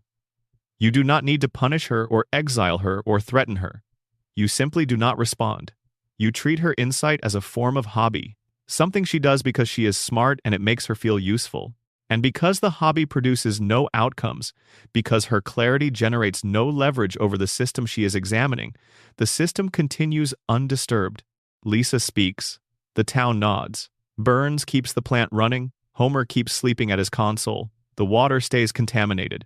The next episode begins. Her intelligence is enormous and her power is nearly zero, because intelligence without the ability to produce consequences is commentary, and commentary does not threaten the operation of the system being commented on. The show is honest about this. It does not pretend that Lisa's insights are going to save Springfield. It depicts her insights, validates them through what the show shows the audience even when Springfield ignores them, and then moves on to the next situation in which Lisa is right again and nothing changes. This is not nihilism, it is accuracy. Children who see things clearly and express that clarity do not change the world through the force of their 8-year-old observation alone. They have to grow up first. They have to accumulate the standing and the resources and the capacity for sustained action that childhood does not provide. But Lisa is not going to grow up. The floating timeline ensures that she will be 8 years old and right and unheeded for as long as the show runs. Her potential for eventual impact is preserved in permanent suspension. She will never be in a position to translate what she knows into the action that knowledge would justify. That is the tragedy inside the comedy. Not that Lisa is wrong. She is never wrong. The tragedy is that being right does not matter yet, and yet lasts forever. She sits in her room. She plays her saxophone. She reads ahead in books written for people 3 times her age. She prepares, continuously and diligently, for the adult version of herself that will be able to do something with everything she understands. And she does not grow up. The preparation is permanent. The arrival never comes. In a different kind of story, this would be unbearable. In The Simpsons, it is the setup for another episode in which Lisa is right, and Springfield ignores her, and the reset button returns everything to its baseline. But the accumulation of it, if you watch the show with this in mind, is one of the most quietly devastating things it does. 36 years of a brilliant child being exactly right about exactly the things that matter most, and having no mechanism for translating that rightness into change. And she keeps going anyway, because that is what Lisa does. Number. Expansion. Bart's rebellion and what it actually means. Bart Simpson has been expelled from school, arrested, declared legally dead, sent to military school, diagnosed with various conditions, temporarily adopted by other families, traveled internationally on his own at 10 years old, been the subject of a national manhunt, and conducted a decades-long running war against the educational system of Springfield, with no end in sight and no clear goal beyond the pleasure of the disruption itself. He is the show's most legible character in some ways, the most readable. The kid who acts out, who cannot sit still, who finds the authority of institutions instinctively ridiculous, who treats rules as provisional, and adults as figures of entertainment value rather than legitimate governance. Every school system produces children like Bart. Every family contains the energy he represents, even if it is expressed more quietly. But Bart's rebellion is usually read as primarily about Bart, his personality, his needs, his specific intelligence expressed through disruption rather than compliance. And while this reading is true as far as it goes, it misses something. Bart's rebellion is an accurate response to the specific institution he is rebelling against. Springfield Elementary has a principal who is not who he says he is. It operates on a budget that was gutted when Burns stole the oil well from beneath it. It employs teachers who are, by the show's consistent depiction, ranging from merely ineffective to actively harmful. It is run within a broader educational system that is a subdivision of a community that has made collective agreements to not teach its children the truth about what is happening to them. What is Springfield Elementary actually teaching Bart and Lisa and the rest of its students? Not how to evaluate the source of the water they drink, not how to read the three-eyed fish as the evidence it represents, not how to understand the relationship between the plant and the economy and their own bodies and their parents' behavior. Not how to think about why their principal is who he says he is, or why their town resets after disasters, or why the oldest and richest resident appears to have been alive since before any of their grandparents were born. It is teaching them to comply, to sit still, to measure their intelligence by how well they perform on the tests the system has designed to measure compliance with the system's values, to understand success as advancement within the existing structure rather than interrogation of it. In this context, Bart's refusal is not pure chaos. It is a rational rejection of an institution that is not serving the genuine interests of the people inside it, expressed by a 10-year-old with no other available mechanism. He cannot write a policy paper. He cannot vote. He cannot organize a political coalition or run for the school board. He is 10. The tools available to him are exactly the tools he uses: disruption, ridicule, the exposure of the gap between what authority claims and what it actually delivers. The show has never been fully on Bart's side. It treats his behavior as comic and as frequently genuinely harmful to the people around him. His pranks cost others. His indifference to consequence creates real problems. He is not a hero, but the show has also never been fully against him. It consistently depicts Springfield's institutions as deserving the skepticism that Bart directs at them. Springfield's authority figures are, without exception, either corrupt, incompetent, captured by Burns's influence, or subject to the same cognitive damage from the contaminated environment that affects everyone else. Bart's rebellion does not fix anything, but it names something that nothing else in Springfield names. It says, at full volume, repeatedly, without embarrassment, "This is ridiculous and I refuse to pretend otherwise." And Springfield needs someone to say that. It needs the child who has not yet been fully trained into the collective agreement that keeps the lie operational, who has not yet absorbed the lesson that going along is safer than noticing, who still finds the gap between what things claim to be and what they actually are immediately and publicly ridiculous, rather than something to manage quietly. Bart is 10 years old. He will always be 10. And for as long as he is, Springfield has someone who has not yet agreed to agree. That is worth something, even if it does not fix anything. Number. Expansion. Smithers and the price of loyalty. Waylon Smithers has given his life to Mr. Burns. This is not metaphorical. The show has established that Smithers' devotion to Burns operates at a level that crowds out most of what a human life is supposed to contain: personal relationships, romantic fulfillment, autonomy, the capacity to pursue his own interests and needs in any sustained way. All of it has been subordinated to the project of making Burns's life possible. The conventional reading of this relationship is that it is about love. Unrequited, unacknowledged, painful love. Smithers loves Burns, and Burns does not love Smithers back in any meaningful way. And Smithers remains because he cannot help it, because the love is too large for him to walk away from regardless of what it costs him. This reading is supported by the show. It is clearly present in the text. Smithers' feelings for Burns are one of the show's most continuously developed character elements across its entire run. But the colder reading, the one we have already touched on, is that the relationship is not primarily about love. It is about function. Smithers is the infrastructure of Burns's survival. He manages the medical appointments. He ensures the weekly treatment occurs on schedule. He monitors Burns's physical condition with the vigilance of someone who understands that any degradation in that condition leads directly to Burns's death. He is not an assistant in the conventional sense. He is the operational layer of a life support system. And this creates a situation in which Smithers cannot leave, regardless of how much he might want to, not because love holds him, because he knows what his absence means. If Smithers leaves, the appointments get missed. If the appointments get missed, Burns dies. Smithers carries the knowledge that he is the difference between Burns living and Burns dying, and he carries it every single day. Whether he loves Burns or not, this knowledge would keep him there. The show has explored what happens to Burns without Smithers. It deteriorates rapidly. Burns, without the logistical management that Smithers provides, is a frail, very old man with a body full of every disease in existence and a weekly dependency that he cannot reliably manage on his own. The great strategic intelligence, the ruthlessness, the capacity for complex manipulation, all of it is contingent on the infrastructure Smithers provides. Remove Smithers and Burns falls apart within days. This is enormous power. Smithers has, simply by being Smithers, the capacity to end Burns by walking out the door. The most powerful man in Springfield is entirely dependent on his assistant's continued presence. Smithers knows this. Burns knows this. And neither of them speaks about it directly, because speaking about it would require acknowledging a dynamic that complicates both of their positions. Burns cannot acknowledge dependency. It is antithetical to his entire self-construction. He is the man with all the power, the man who controls everything. Acknowledging that his survival is in the hands of a man he employs would introduce a crack in the architecture of control he has spent a century building. Smithers cannot fully acknowledge it either, because acknowledging it would mean confronting what he is actually doing every day. He is not serving Burns out of love alone.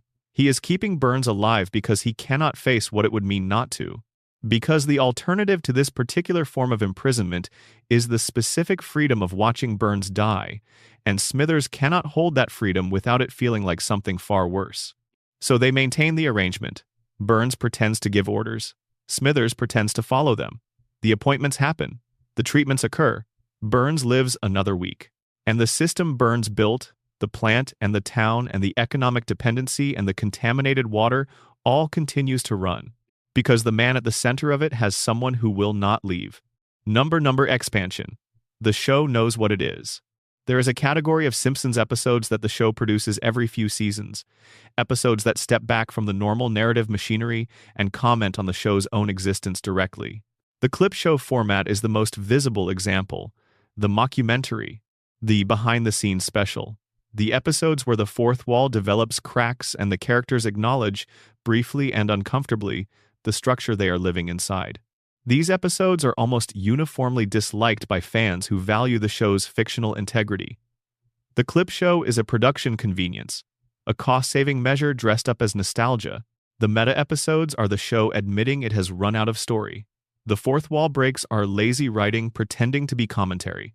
But if you are willing to take them seriously, even the ones that deserve the criticism, they reveal something important. The show knows what it is. It knows it has been running for 36 years. It knows the characters do not age. It knows the reset button is a structural feature rather than a narrative accident. It knows fans have been building theories about the nature of its reality for decades. It knows about the coma theory. It knows about the radiation framework. It knows that the who shot Burns question was not satisfactorily resolved. It has engaged with all of these things, directly, in episodes that then walk the engagement back. The fake deleted scene from season 34 is the clearest example.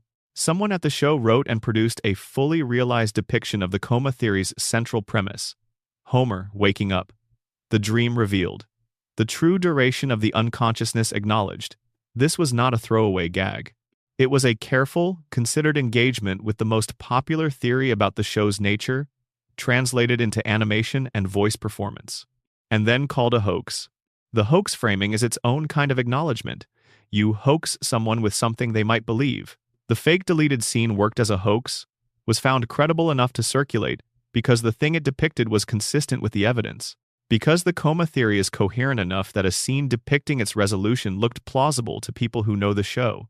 That is the show winking at you while telling you it is not winking. And the show's willingness to reference, engage with, and then deny its own deepest theories is itself a continuation of the central pattern we have been tracing all night. Springfield votes to maintain the lie. The show votes to maintain the lie. The mechanisms are the same. What would happen if the show confirmed the coma theory? If it ran a canonical, non-hoax episode in which Homer wakes up, it would end. Not literally, not immediately. But the emotional contract that makes the show what it is would be broken. If every episode since season 4 has been a dream, then the real Homer is in his 50s or 60s, or is perhaps no longer alive. The real Bart is in his 30s. The real Lisa is an adult. The real Maggie can speak. The real Springfield has had 30 years of events that Homer missed, and those events have produced a world that his dream did not model accurately. That world is not the show.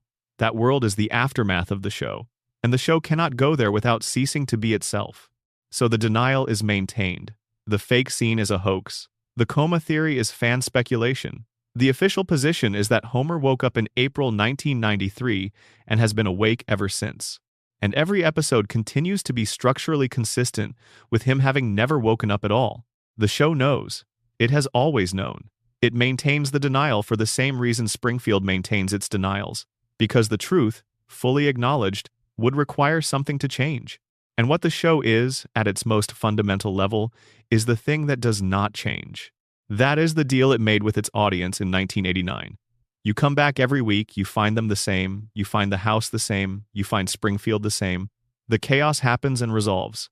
The disasters are survived. Homer comes home. In exchange for this, the audience agrees not to ask too many questions about why nobody ages and why the fish has 3 eyes, and why nobody remembers the dome. It is the same deal Springfield makes with itself, and it has been holding for 36 years. Number, expansion. Springfield as a portrait of American amnesia. There is a word for what Springfield has.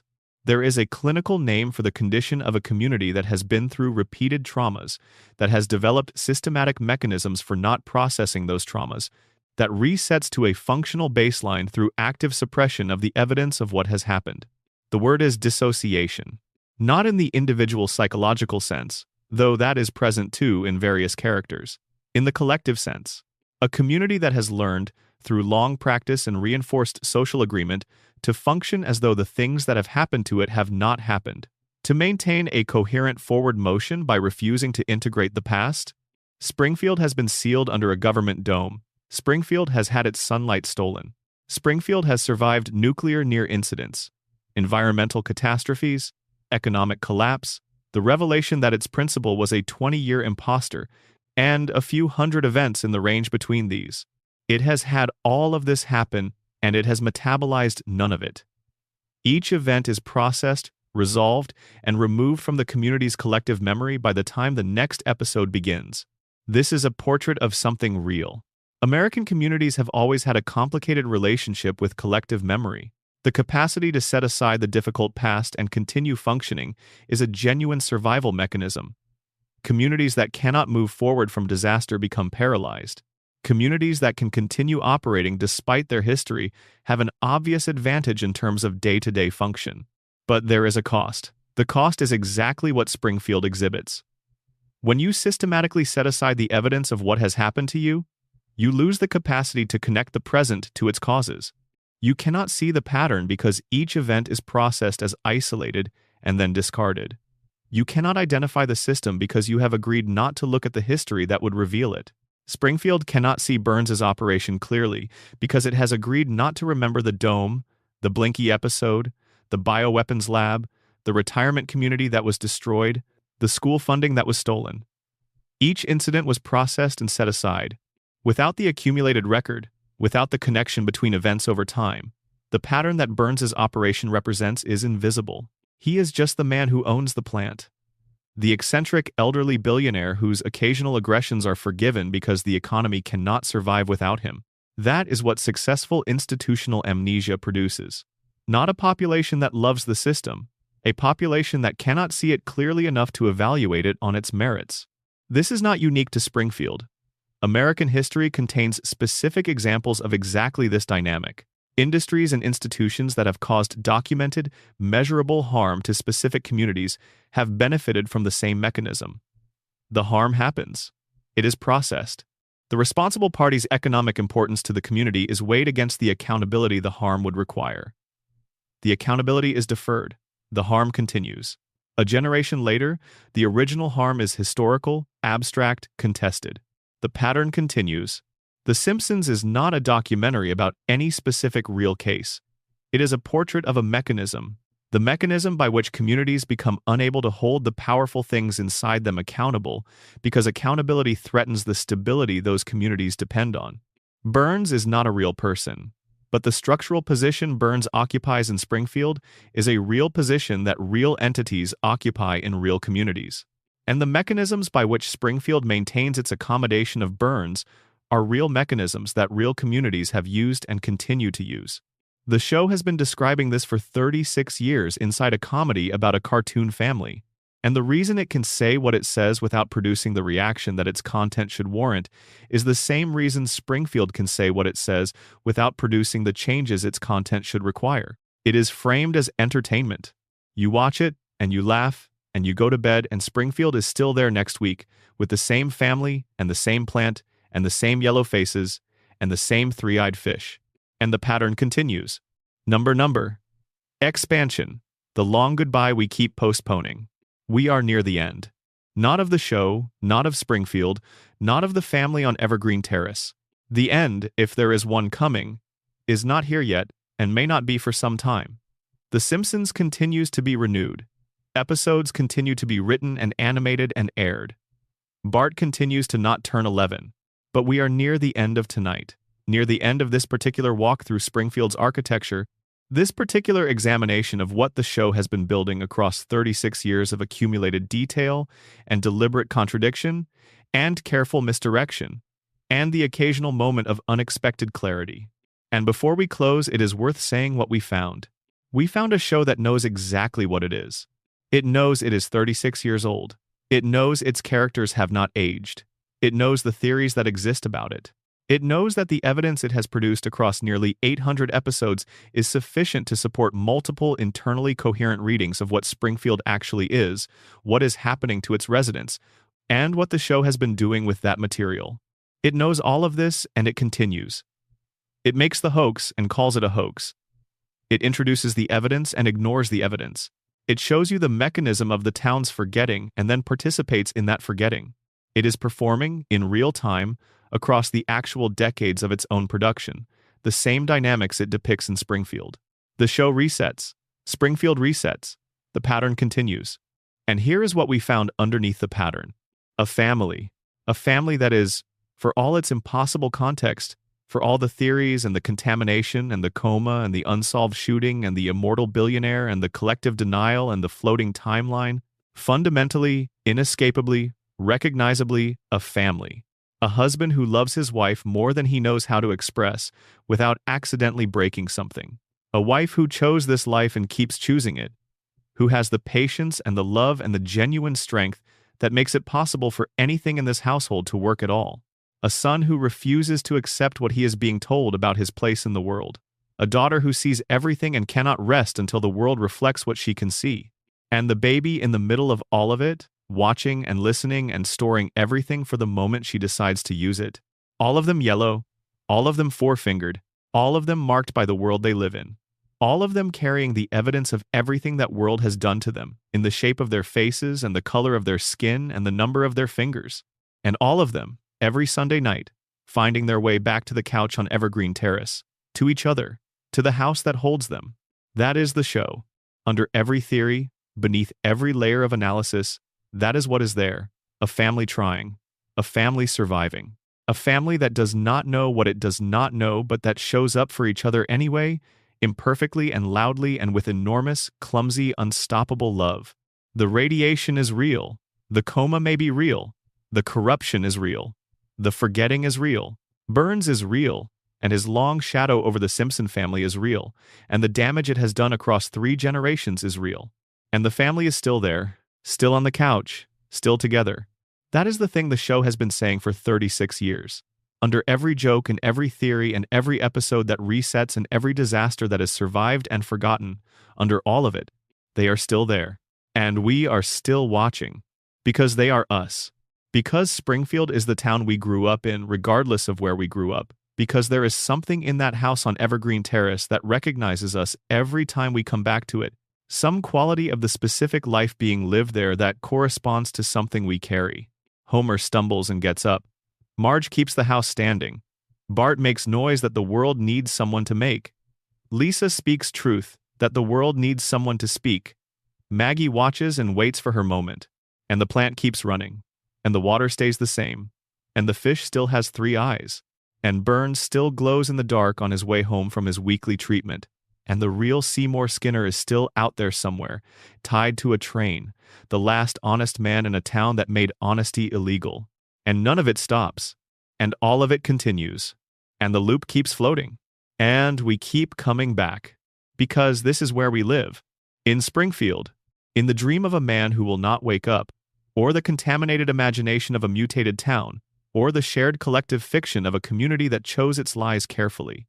In the home of a family that never ages and never ends and never quite manages to say goodbye, we are home. We have always been home. Full runtime estimate, approximately 3.5 to 4 hours at a relaxed reading pace. Pacing, slow throughout, never rushed. Every paragraph is a breath. Section transitions. Pause for 4 to 6 seconds. Let the silence do work. The final monologue beginning, we are near the end. Progressively quieter from start to finish. The last 6 lines should be nearly whispered. Full pause before and after. Let it land. The quietest line in the script. Almost inaudible. Standard volume returns briefly. Match the quietness of the line before silence at end. Hold for 8 to 10 seconds before fade. Number. Expansion. The specific genius of Springfield's institutions. Every institution in Springfield is broken. Not randomly, not through coincidence or accumulated neglect, but in ways that are structurally consistent with what happens when institutions are built to serve the interests of the powerful rather than the communities they nominally exist for. The Springfield Police Department, under Chief Clancy Wiggum, is the most visible example of an institution that has developed a comfortable accommodation with its own uselessness. Wiggum is not corrupt in the traditional sense of accepting direct payments to perform specific acts. He is something more corrosive. He is genuinely convinced that what he is doing constitutes policing, while doing essentially nothing that actually makes the community safer or more just. The Burns shooting investigation is the archetype of how this works in practice. Wiggum runs what looks like an investigation. He collects evidence, follows leads, makes dramatic statements about the progress of the case. He arrests Homer. He appears to be doing the job. And then Burns wakes up, gives testimony that requires no follow-up questions, and produces no additional investigation, and the case is closed. The process was real. The result was preordained. The investigation generated sufficient visible activity to satisfy the community's need to believe something was being done, while producing an outcome that required no accountability from anyone with significant power. This is the Springfield Police Department in its essence. It is a theater of law enforcement. It makes the community feel watched over without actually watching over anything that matters. It investigates crimes that can be safely solved and manages the ones that cannot be safely solved toward outcomes that do not threaten the arrangements that power depends on. And because the community needs to believe it has policing, because the alternative, acknowledging that the police department is not protecting them from the things that are actually damaging them, is too destabilizing, Springfield accommodates Wiggum, finds him comic, enjoys his particular brand of incompetent confidence, does not press too hard on the gap between what the institution claims and what it delivers. Springfield City Hall operates on similar principles. Mayor Quimby is the show's portrait of political accommodation with the status quo. He is not a villain. He has no particular ideology or agenda. He exists inside the political structure of Springfield the way a fish exists in water, not questioning the medium he depends on, navigating its currents in the direction of personal comfort and political survival. Quimby has never, in 36 years of on-screen civic leadership, done anything that meaningfully challenged Burns's operation. The closest the show comes to depicting this as a relationship is the implicit understanding that Burns's economic importance to Springfield is also Burns's political insurance. You do not challenge the man who keeps the lights on. You do not investigate the plant that employs a significant portion of your voter base. You find other problems to address, smaller problems, safer problems, problems that produce political rewards without requiring you to confront the actual source of the town's most significant issues. This is not uniquely Springfield. This is municipal politics in communities dominated by a single major employer. The employer's economic importance becomes an implicit protection against accountability. Not through explicit corruption, though that may also be present. Simply through the math of political survival. The representative who challenges the major employer is the representative who has to explain to voters why they should lose their jobs so that the representative can feel righteous about regulation. Mayor Quimby has been running that calculation for 36 years and arriving consistently at the same answer. Springfield General Hospital is its own category of institutional failure, visible most clearly in the doctor who informs Burns that he has every disease in existence and concludes that this makes him essentially indestructible. This doctor is not alarmed by what he has found. He is not recommending immediate hospitalization or experimental treatment or any kind of urgent intervention. He has a diagnosis so extraordinary that it should constitute a medical case report of global significance, and his response is a pun about the Three Stooges. Medical science in Springfield has adapted to Springfield's conditions the way everything else has. The abnormal becomes normal. The extraordinary becomes expected.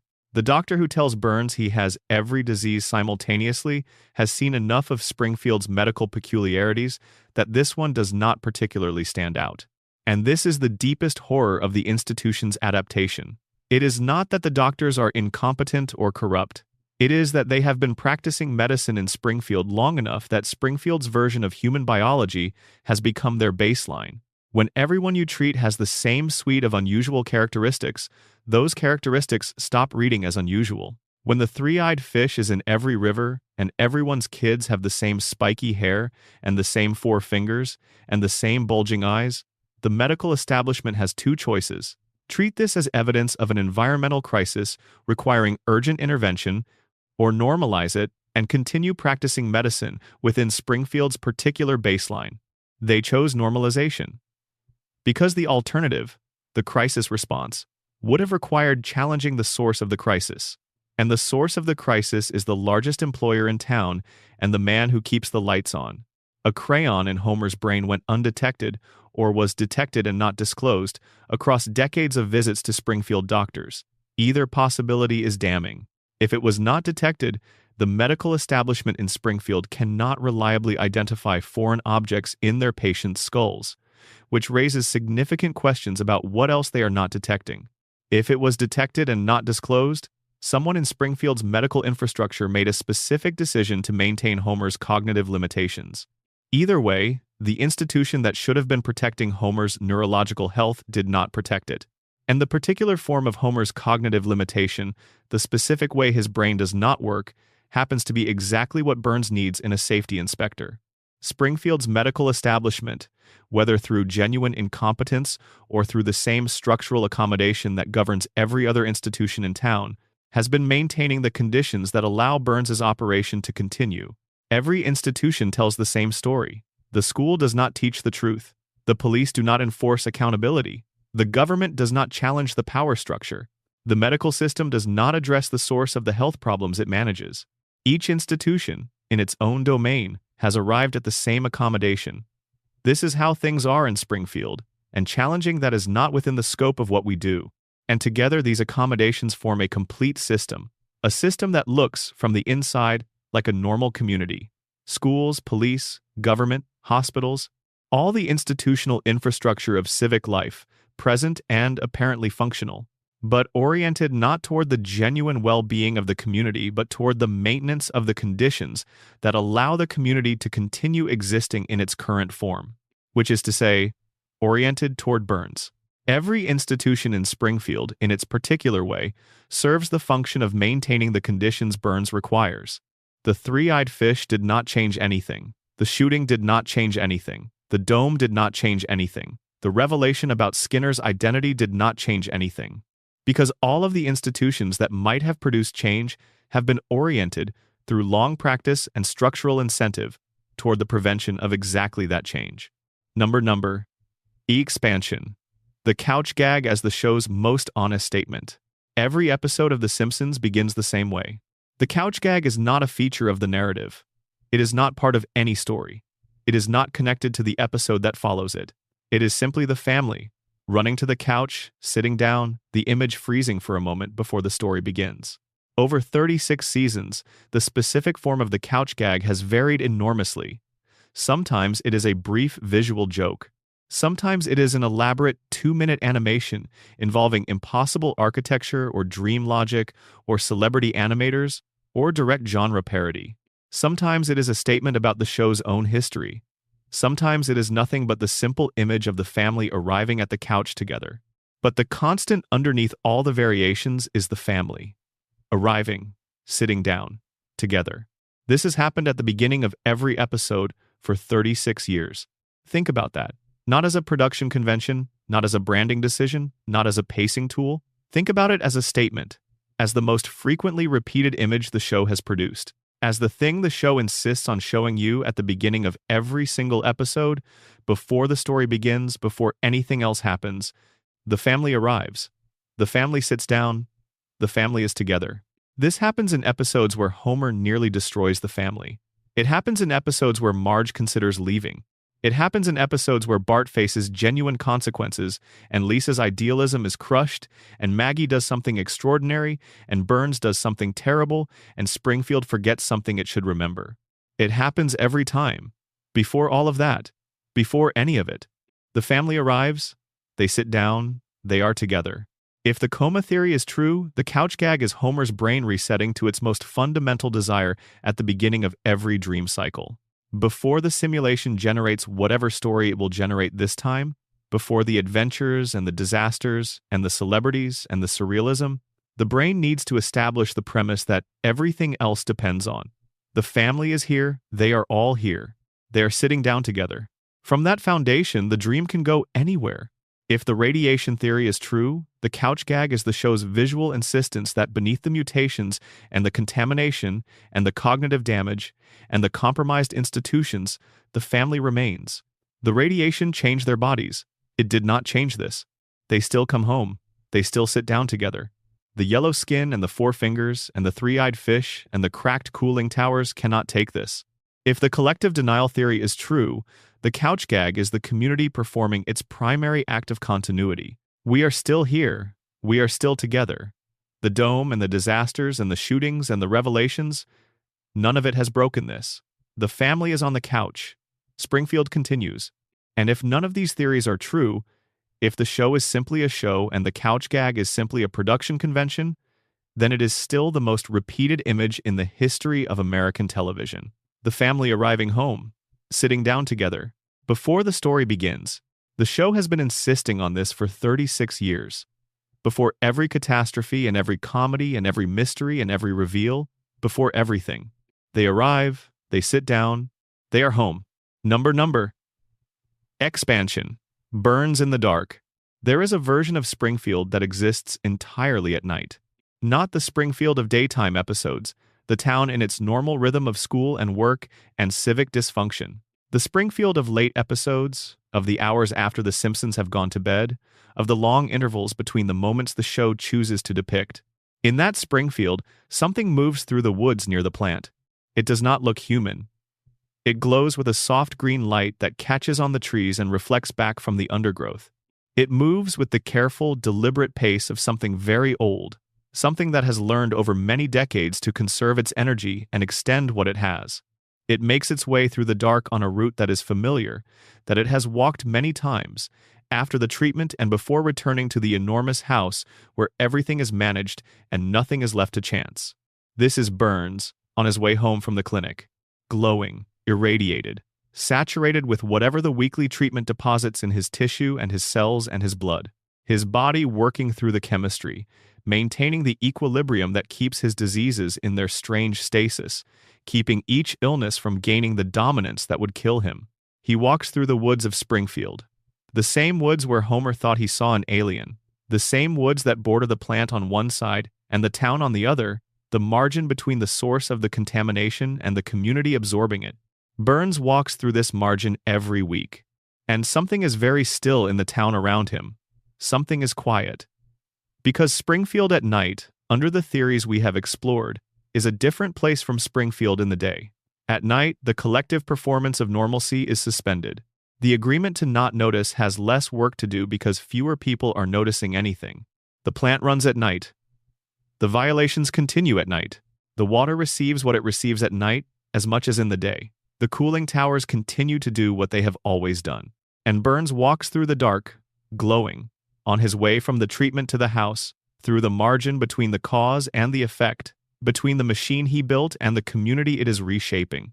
He knows every tree in this stretch of woods. He has been walking this route for decades. He has watched this margin change as the town grew, and the plant aged, and the effects accumulated in the biology of everything around him. He has walked through it in winter and summer, in rain and in clear nights when the stars are visible above the canopy.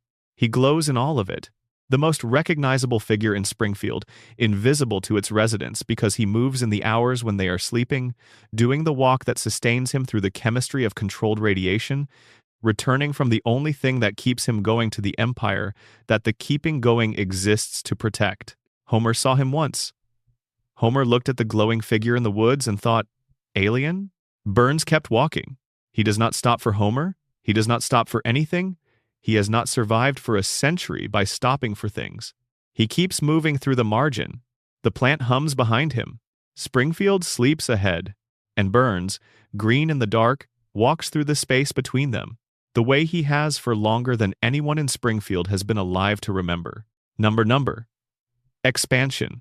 Every theory needs a theory about the audience. We have spent a very long time in Springfield tonight.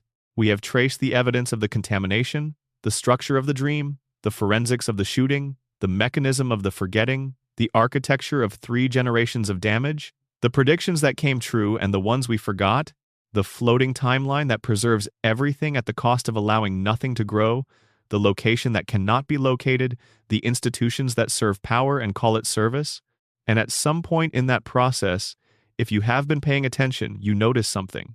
These theories are not just about Springfield. They are about the relationship between Springfield and the audience watching it.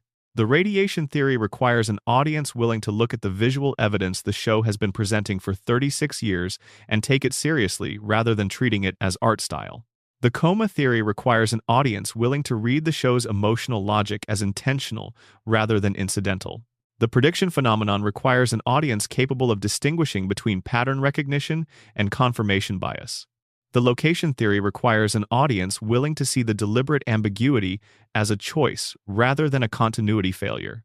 All of the theories require the audience to do something, to engage rather than passively receive, to bring their own critical attention to a text that rewards it while simultaneously providing every excuse not to apply it.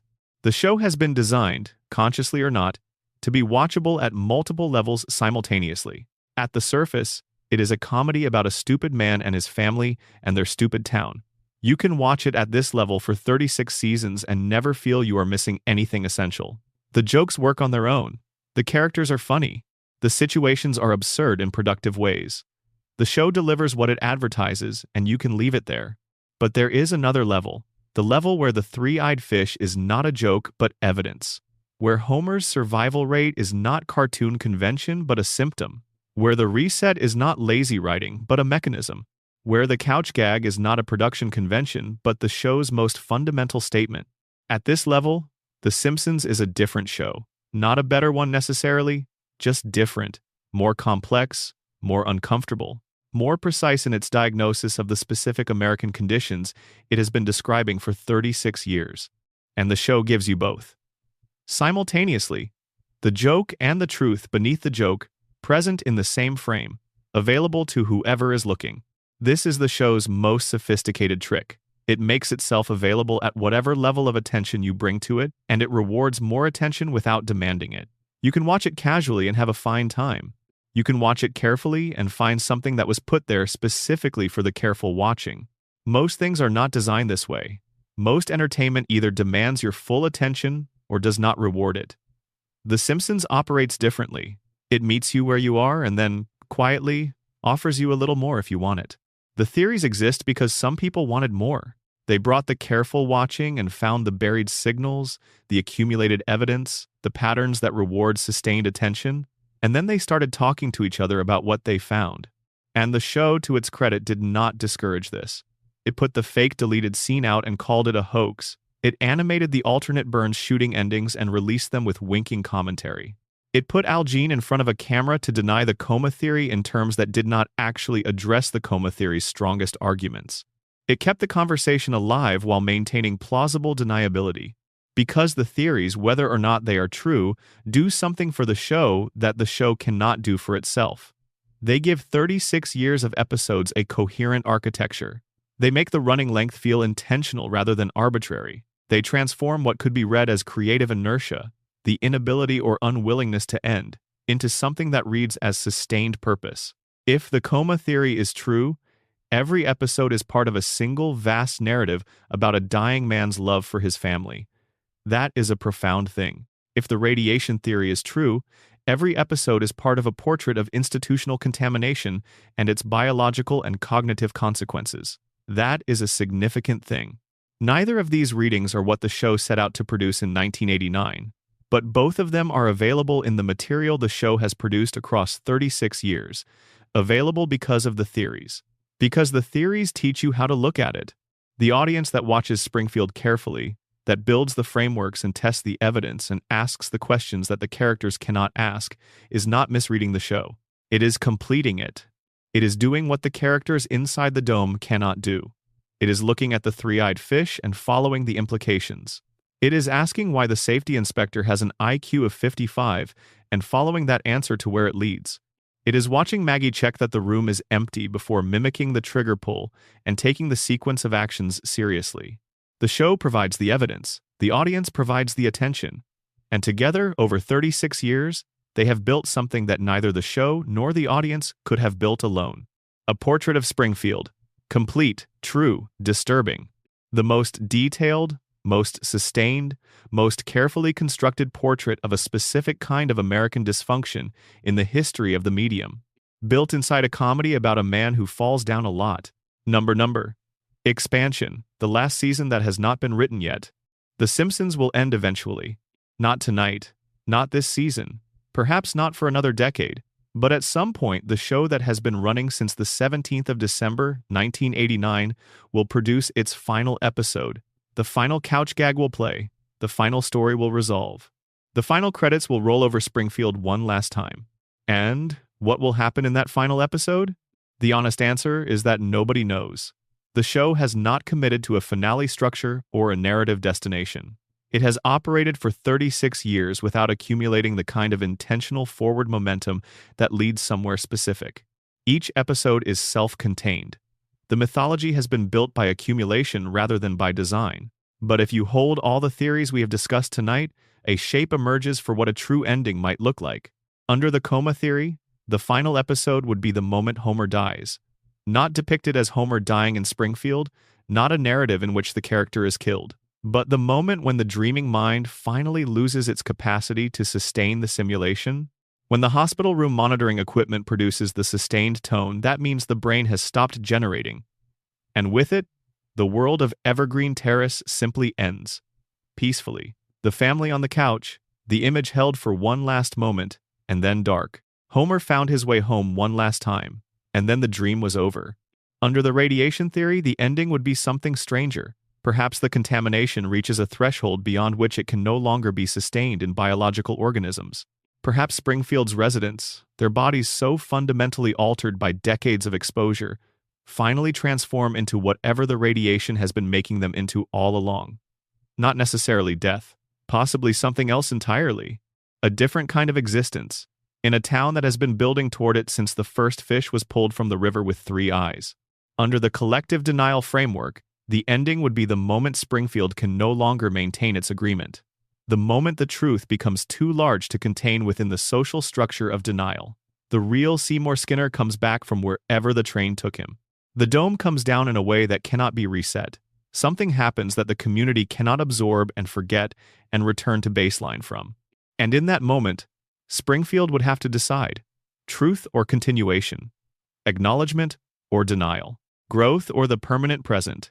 Under the floating timeline theory, there is no ending because the audience will not allow one. The last episode of The Simpsons will be followed, for as long as any platform keeps it available, by people starting over from the beginning. Bart skateboarding past the Springfield skyline, Lisa's saxophone, Homer in the power plant, the couch, the family together. The show will not end for the people who need it not to end. They will keep pressing play. They will keep coming back. They will keep finding their way home to Evergreen Terrace. And Springfield will keep running. Because that is what the loop does. Because that is what we built it to do. Because the family on the couch and the house on the street and the town that cannot be located on any map is where we go when we need somewhere to go. It is familiar. It is safe in the way that things we have watched for 36 years become safe. It is home in a way that no place we have actually lived has managed to be, because it never changes and never ages and never has to be left behind. We can always go back to Springfield. We can always press play. And Homer will always fall down the stairs. And Marge will always sigh. And Bart will always skate. And Lisa will always play. And Maggie will always watch. And the sun will set behind the plant. And Burns will begin his long walk home through the margin in the dark, glowing green. And somewhere in Springfield General, a man lies in a hospital bed, dreaming the most sustained act of love in the history of American television. And the loop floats. And we float with it.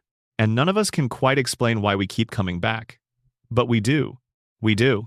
Every time. Final production note. The last 2 paragraphs beginning, "and Homer will always fall down the stairs," should be delivered extremely slowly, with full seconds between each line. Let the rhythm of the list do its work. These are the lines the listener should fall asleep to. Each one should feel like the closing of a door, quietly, carefully, so as not to wake anyone. The script ends here. The silence after the final line is part of the script. Hold it, Let Springfield be still. Number expansion. The evidence the show dropped and never picked up. Every long-running television series accumulates abandoned threads, stories that were introduced and never resolved, characters who appeared and then vanished without explanation, details that were established and then contradicted. In a show running for 36 seasons, this accumulation is inevitable, and The Simpsons has its share of the ordinary kind, the kind that happens when a writing staff turns over and institutional memory lapses, and the show simply moves on. But Springfield's abandoned threads are different from most. They are different because the show has established, across hundreds of episodes, that it is paying attention to its own history, that the details matter, that what gets shown for a reason. And so, when the show drops something and never returns to it, the absence carries weight. Not the weight of a continuity error, but the weight of a deliberate choice to leave something unaddressed. The skeletons in the basement of the nuclear plant are the most striking example. Human skeletons. In the basement of a working nuclear power plant. The safety inspection found them. The show shows them to you clearly enough that the image registers, and then moves on. Nobody in the episode asks who these people were. Nobody in any subsequent episode asks. The skeletons are listed among the 342 violations, and the 342 violations are used as evidence that the plant is dangerous and that Burns is negligent, and then the story moves to the next thing. But the skeletons are not a violation in the same category as the cracked cooling towers or the plutonium paperweight. Those violations describe dangerous conditions that produce risk. The skeletons describe something that has already happened. Someone, or multiple someones, died in that building. Their remains are in the basement. Nobody has been looking for them. Nobody has reported them missing in a way that produced a search that led here. How does this happen? The plant has been operating continuously since before the show began. People have been working in that building for years. A basement is not an inaccessible location. How do human remains end up in the basement of a functioning facility and stay there, undiscovered, long enough to be skeletal? The show does not answer this. It shows you the skeletons and expects you to file them under General Burns-related menace and continue watching. But within the radiation theory, within the framework where Burns's operation has been running with deliberate criminality for decades, and where the evidence of that criminality is scattered throughout the show for anyone willing to look at it, the skeletons are not background detail. They are the most extreme evidence of what the plant has cost. People died inside that building. Their deaths were not reported. Their remains were left in place. This required either that nobody noticed, which strains belief in a functioning workplace, or that the people who noticed chose not to report it, which requires active complicity from everyone involved in the facility's daily operation. Burns runs his facility. Burns manages his workforce. Burns has been maintaining 342 violations in a building where human remains exist in the basement, and the people working around those violations and those remains have been doing so without raising any formal concern that anyone in a regulatory position has responded to. The skeletons are the thing the show shows you once, clearly, and then never mentions again. They are the hardest evidence in the entire show that something genuinely terrible has happened inside this building. Not theoretically terrible, specifically actually fatally terrible. And Springfield does not know what to do with them. So Springfield does what Springfield does with things it cannot process.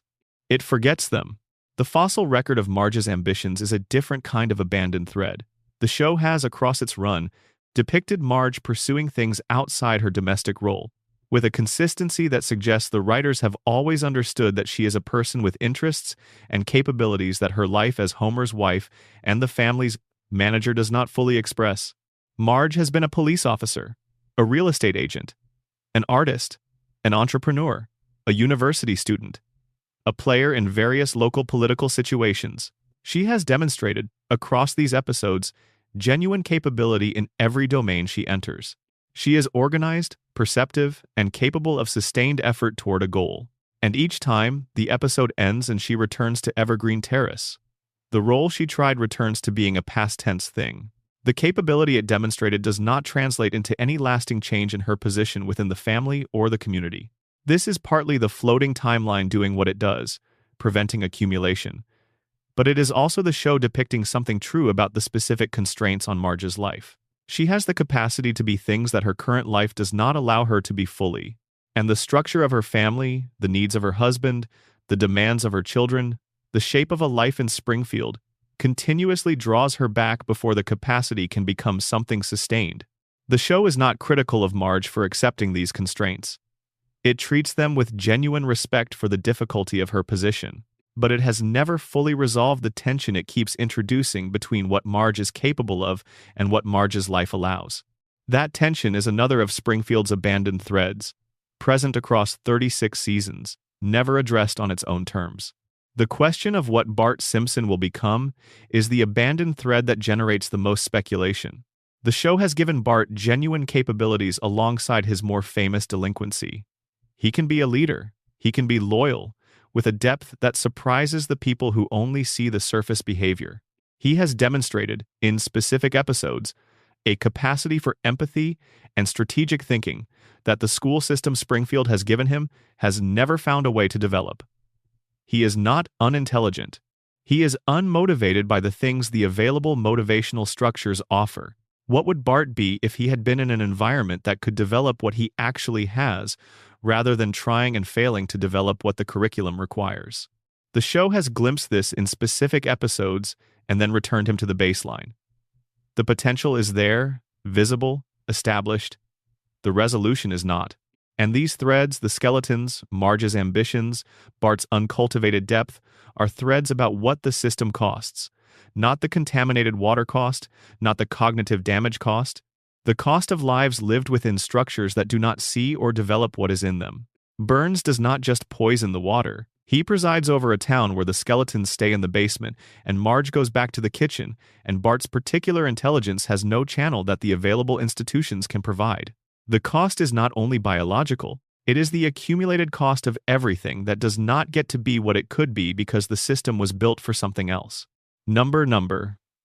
Expansion. The show that lasts this long becomes its own evidence.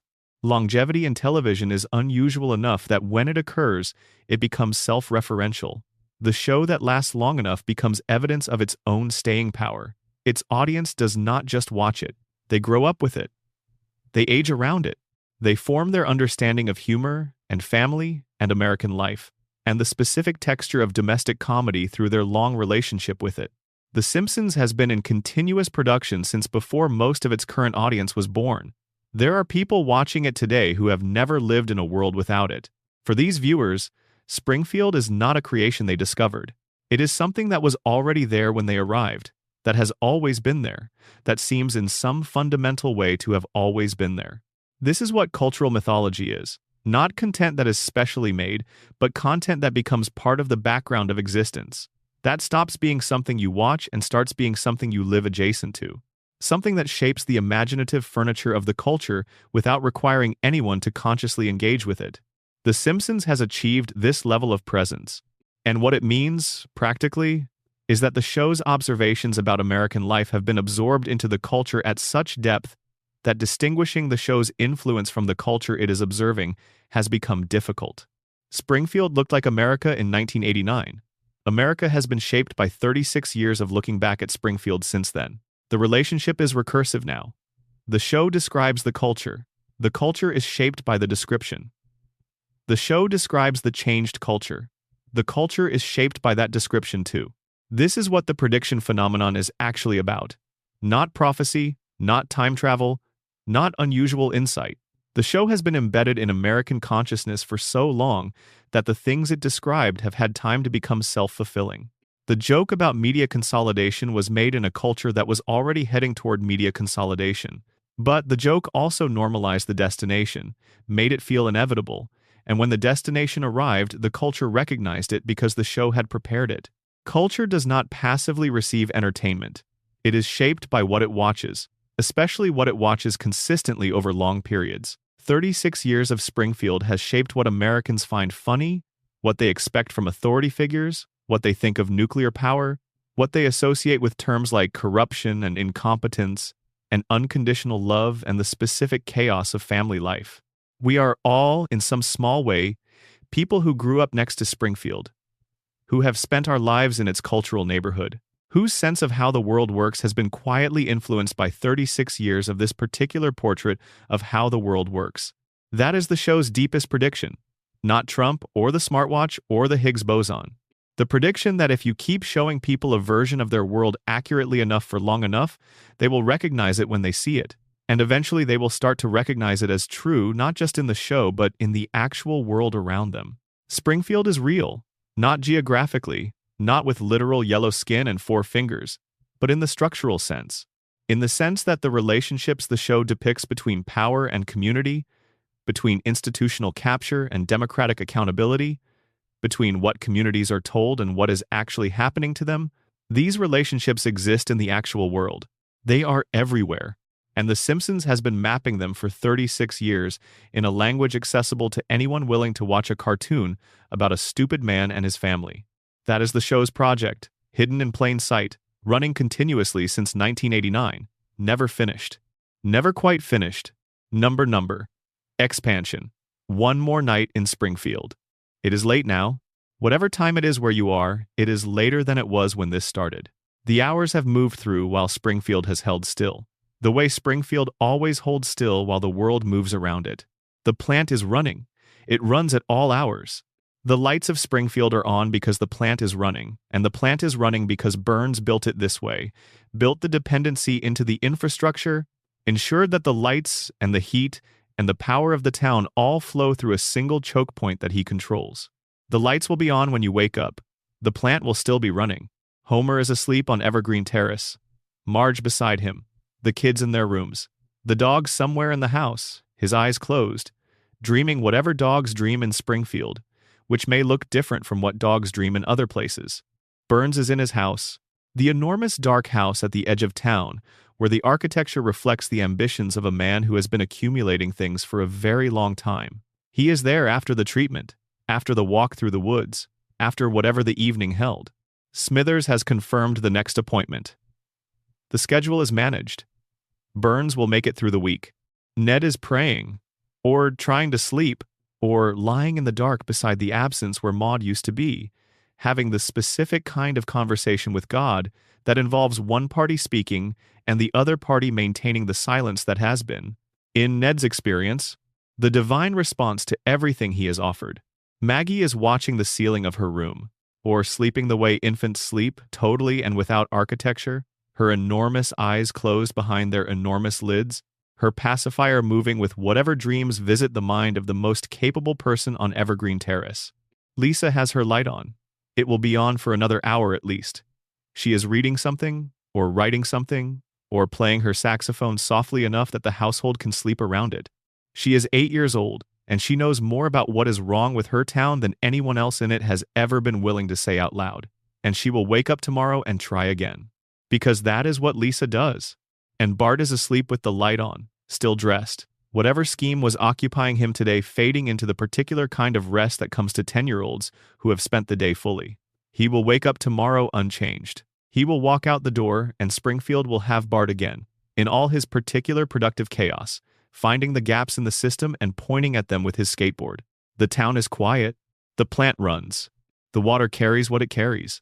And somewhere in Springfield General, or in a room in a house on Evergreen Terrace, or inside the dream of a man who may or may not have woken up in April of 1993, the simulation holds. The family is on the couch. The couch is in the living room. The living room is in the house. The house is on Evergreen Terrace, and Evergreen Terrace is in Springfield. Wherever Springfield is, which is everywhere, which is nowhere, which is exactly where you need it to be when you need it. And the loop keeps floating, and the family keeps finding their way home, and somewhere in the long, quiet dark between one episode and the next, Springfield breathes, and holds, and waits, for you to come back, for you to press play, for the music to start, for Bart to skate, for Lisa to play, for Homer to fall, for Marge to sigh, for the family to run through the door and find the couch and sit down together before the credits end, for the story to begin again, for Springfield to be Springfield one more time, one more night, one more time. Number. Expansion. The sound of a town that cannot hear itself. There is something the show does very quietly that most analyses of it miss entirely. Something that becomes visible only when you step back far enough to see the whole run as a single object rather than hundreds of individual episodes. The Simpsons is an extraordinarily loud show, not in terms of audio production, though it is that too. Loud in the sense that its characters speak constantly, volubly, at length, with the specific enthusiasm of people who have never been taught that silence can be informative. Homer narrates his own experience. Bart makes noise for the sake of making noise. Marge worries out loud, Lisa argues. Even Burns, who uses fewer words than most, uses them with theatrical precision, projecting them into rooms as if each syllable is a display of force. Everybody in Springfield talks. And through all that talking, nobody says the things that matter most. Nobody says, the water smells different than it did 10 years ago. Nobody says, my neighbor lost his job and 2 weeks later got it back without explanation, and I wonder what happened in between. Nobody says, I have been living in this town for 40 years and my children look different from my parents' photographs, and I want to know why. Nobody says, the richest man in the county walks through our woods glowing green, and we have all agreed to call this an alien sighting rather than what it obviously is. They talk constantly. They say nothing that connects to the reality they are living in. This is not a failure of language. It is a specific use of language. Constant speech as a mechanism for preventing the specific kind of reflection that produces the dangerous questions. You cannot be quietly considering what the three-eyed fish means if you are loudly arguing with your neighbor about something trivial. You cannot be following the implications of the plant's contamination record if you are busy narrating your own sandwich. Homer's particular verbal style, the non sequiturs and the unexpected associations and the thoughts that arrive at their destinations by routes nobody anticipated, is part of this. His speech is not organized toward any external truth. It moves through the world of his immediate experience, and his immediate desire, and his immediate confusion, and it is entertaining, but it never quite gets to anything. It circles. It returns. It fills the air with sound that means a lot about the person speaking it, and very little about the world that person lives in. Burns is the exception. Burns uses language precisely. He says what he means to say, and he means exactly what he says, and every word is placed with care. His language is organized toward external truth, specifically toward the truths about power and dependency, and his own position within the systems he has built. He is the only person in Springfield who talks about the real things. He just talks about them from a position of such confident ownership that no one else can hear the threat inside the description. When Burns talks about his power plant, he is telling you exactly what it is. A source of power, a mechanism for dependency, an instrument of control over the community that needs it. He does not disguise this. He says it plainly in the vocabulary of business efficiency and industrial management. The disguise is the vocabulary itself. The language of normalized capitalism makes the description of exploitation sound like a description of service. Burns talks about Springfield the way a farmer talks about a field, with the specific attachment of someone who has invested in something and expects a return, not with hostility, with ownership. And the town hears this and hears it as the eccentricity of a very old, very rich man. Because the language of ownership is so normalized, so thoroughly part of the ambient noise of Springfield's existence, that it does not register as a threat even when it is spoken directly. The show is doing something sophisticated here. It is depicting a community in which the most important truths are being said out loud, regularly by the person who holds the power, and not being heard because the framework through which those truths are spoken is so normalized that the truths themselves disappear into it. Burns is not hiding. He is hiding in plain sight, in the language of business, in the grammar of institutional normalcy, in the specific vocabulary that makes the exercise of power over a community sound like the provision of a service to it.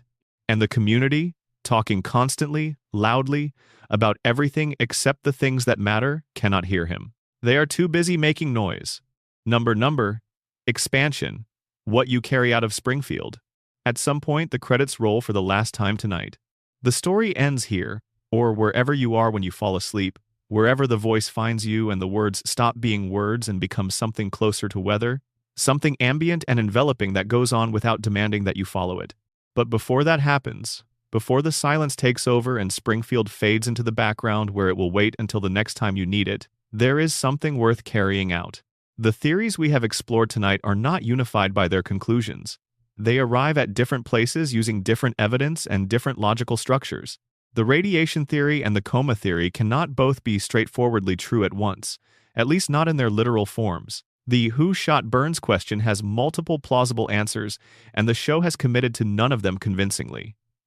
The Springfield location question will never be resolved and is probably more interesting unresolved. But they are unified by what they ask you to do. They ask you to take the show seriously, not solemnly, not without humor, not by refusing to laugh at Homer falling or Bart's pranks or Burns's increasingly archaic vocabulary. The show is funny, and the theories do not require you to stop finding it funny. But seriously, as something that was made by people who were paying attention to the world and putting what they saw into the work, as something that has accumulated, across 36 years of production, a level of internal coherence and external observation that rewards careful engagement, as something that is, beneath the donuts and the strangling and the couch, actually about something, about power and dependency, about what communities choose to see and choose not to see, about the specific things that love can and cannot protect you from, about the price of intelligence in environments that punish it, about what a family is when the world has done its level best to damage every member of it, about the specific kind of American life that has never stopped being the specific kind of American life, regardless of what decade it is or which cultural references are current or how many seasons have aired. You carry that out of Springfield. Not the theories themselves, not the specific arguments about Maggie's cognition or the sundial's letters. Those are the vehicles. What the vehicles are carrying is the attention they ask you to bring. The attention to the thing behind the thing. The willingness to look at the three-eyed fish and follow its implications, rather than accepting the quick reassurance that it is just a cartoon. That attention is applicable everywhere. The fish in the rivers near your own town. The institutions in your own community that have developed their own accommodations with their own versions of Burns. The things that get said and then unsaid. The questions that come up and get managed back to silence. The people who carry more than they should carry, and the systems that benefit from the carrying. The Simpsons has been describing this for 36 years because it has been present for 36 years. Because it is the condition of life in the specific version of American community that the show has been documenting. And it will keep describing it for as long as it runs, which may be a long time yet. Springfield does not end easily. It was not designed to end. It was designed to continue, to reset, to restore itself to baseline and start again. The loop sustains itself. The system maintains itself. The family finds the couch. But you carry something when you leave. Something the characters inside the dome cannot carry because they cannot leave. The understanding of the shape of things. The pattern visible from outside that is invisible from within. That is what the theories give you. Not answers. Perspective. And perspective is what you need to look at a three-eyed fish and know what it means. So take it with you. Go to sleep. And when you wake up, Springfield will still be running. Burns will have made it through the week. Homer will be late for work. Bart will have a plan. Lisa will have an argument. Maggie will be watching. And the loop will float. And the family will find the couch. And the credits will roll, and it will be the same episode it has always been. You just know a little more about what you are watching. That changes things. Even in Springfield. Even in the dream. Number. Expansion. The Simpsons and the shape of empathy. There is one more thing worth saying about this show before we let Springfield go for the night. The Simpsons is, at its foundation, an exercise in empathy. Not the sentimental kind. Not the kind that asks you to feel sorry for characters in convenient ways, that manufactures pathos through cheap manipulation and then moves on. The harder kind. The kind that requires you to sit with a character who is objectively doing harm, who is making bad choices, who is failing people who deserve better, and to understand why. To follow the thread from the behavior back to its cause, and to find in that cause something recognizable. Homer is stupid and selfish and negligent. He is also a man who grew up without his mother, who was told she was dead when she was alive, who spent his childhood and adolescence and adult life carrying a grief that was not necessary, absorbing its weight without ever being given the chance to set it down. He is a man whose cognitive capacity was diminished by a foreign object in his brain that went unaddressed for decades, in a town whose medical establishment was not going to do anything about it. He is a man who chose to put the crayon back because the version of himself with normal intelligence was too alone, too aware, too in pain in ways that stupidity mercifully obscures. He is what he is because of what was done to him and what he chose in response to what was done to him. And the show asks you to hold both things at once, the harm he causes and the damage that made him capable of it, the laugh and the weight of what earns it. Ned Flanders is relentlessly kind and relentlessly punished for it. He is also a man whose kindness was installed by a process he did not consent to, who cannot access the anger that would be an appropriate response to his circumstances, because the architecture of that anger was dismantled before he was old enough to defend it. He forgives because he cannot do otherwise. And the show asks you to hold that complexity without resolving it into simple tragedy or simple comedy. Burns is the most extreme case. Burns causes more harm than any other character in the show's history. He is responsible, directly or indirectly, for almost every significant damage inflicted on the Springfield community. The contamination, the poverty, the cognitive impairment, the bioweapons, the destruction of Mona's life, and by extension Homer's. 3 generations of the Simpson family shaped by his specific decisions. And Burns is also a very old man who is kept alive by weekly medical treatments, who has spent over a century watching the people around him die while he continues, who has the specific loneliness of someone who has outlived everyone they knew when they were young and has had to keep finding new things to care about because the alternative is stopping. The show does not ask you to feel sorry for Burns. It does not apologize for him or soften the harm he does. But it does ask you to see him as something more than a symbol of corporate evil. It asks you to see the human architecture inside the institutional monster. The old man glowing in the dark on his walk home through the woods. The person who has been managing his own survival for so long that the management has become the entire content of his existence.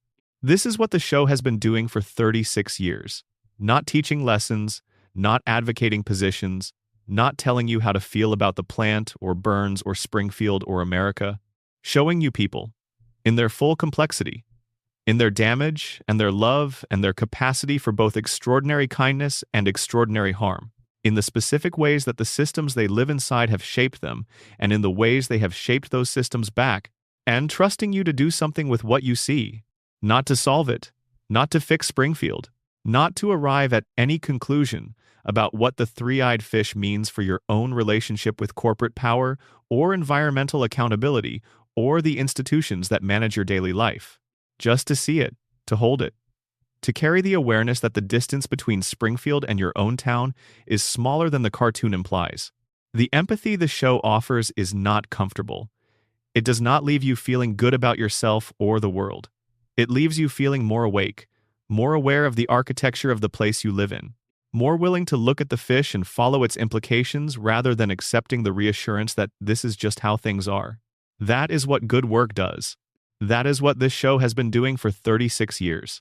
In the language of donuts and vending machines and stupid men falling down stairs and babies with extraordinary eyes, saying the difficult things in the easiest possible voice, trusting you to hear them, the show is still saying them, still running, still putting the family on the couch at the beginning of every episode, before the story begins, before anything else.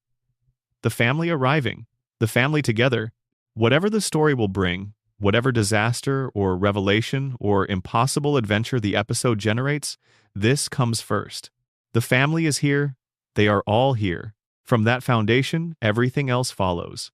Even tonight, even now, even in the quiet of wherever you are, settling into sleep, letting Springfield slow down around you and become ambient and warm, the family is on the couch. Homer has found his way home. One more time. The way he always does. The way he always will. Number. Expansion. The architecture of returning. Every viewer who has watched The Simpsons across a significant portion of its run has had the experience of returning to it. Not watching it for the first time, not discovering it fresh, returning, coming back to it after an absence, or putting it on as familiar background, or finding an old episode from a season you loved and feeling, before the couch gag has even finished, the specific sensation of return, of arriving somewhere that holds the shape of your having been there before. This is different from nostalgia. Nostalgia is about the past. The return to Springfield is about the present. The show is still being made. The characters are still the ages they were when you first knew them. The episodes you have not seen exist alongside the ones you have, and the ones you have wrap around the new ones, with the specific warmth of existing reference. You cannot be nostalgic for something that has not ended. But you can feel something adjacent to it. Something that shares nostalgia's warmth without its grief. The recognition of a place that has waited for you while you were away, that is the same as it was. That will be the same again next time. Returning to Springfield is the experience of the floating timeline from the audience's side.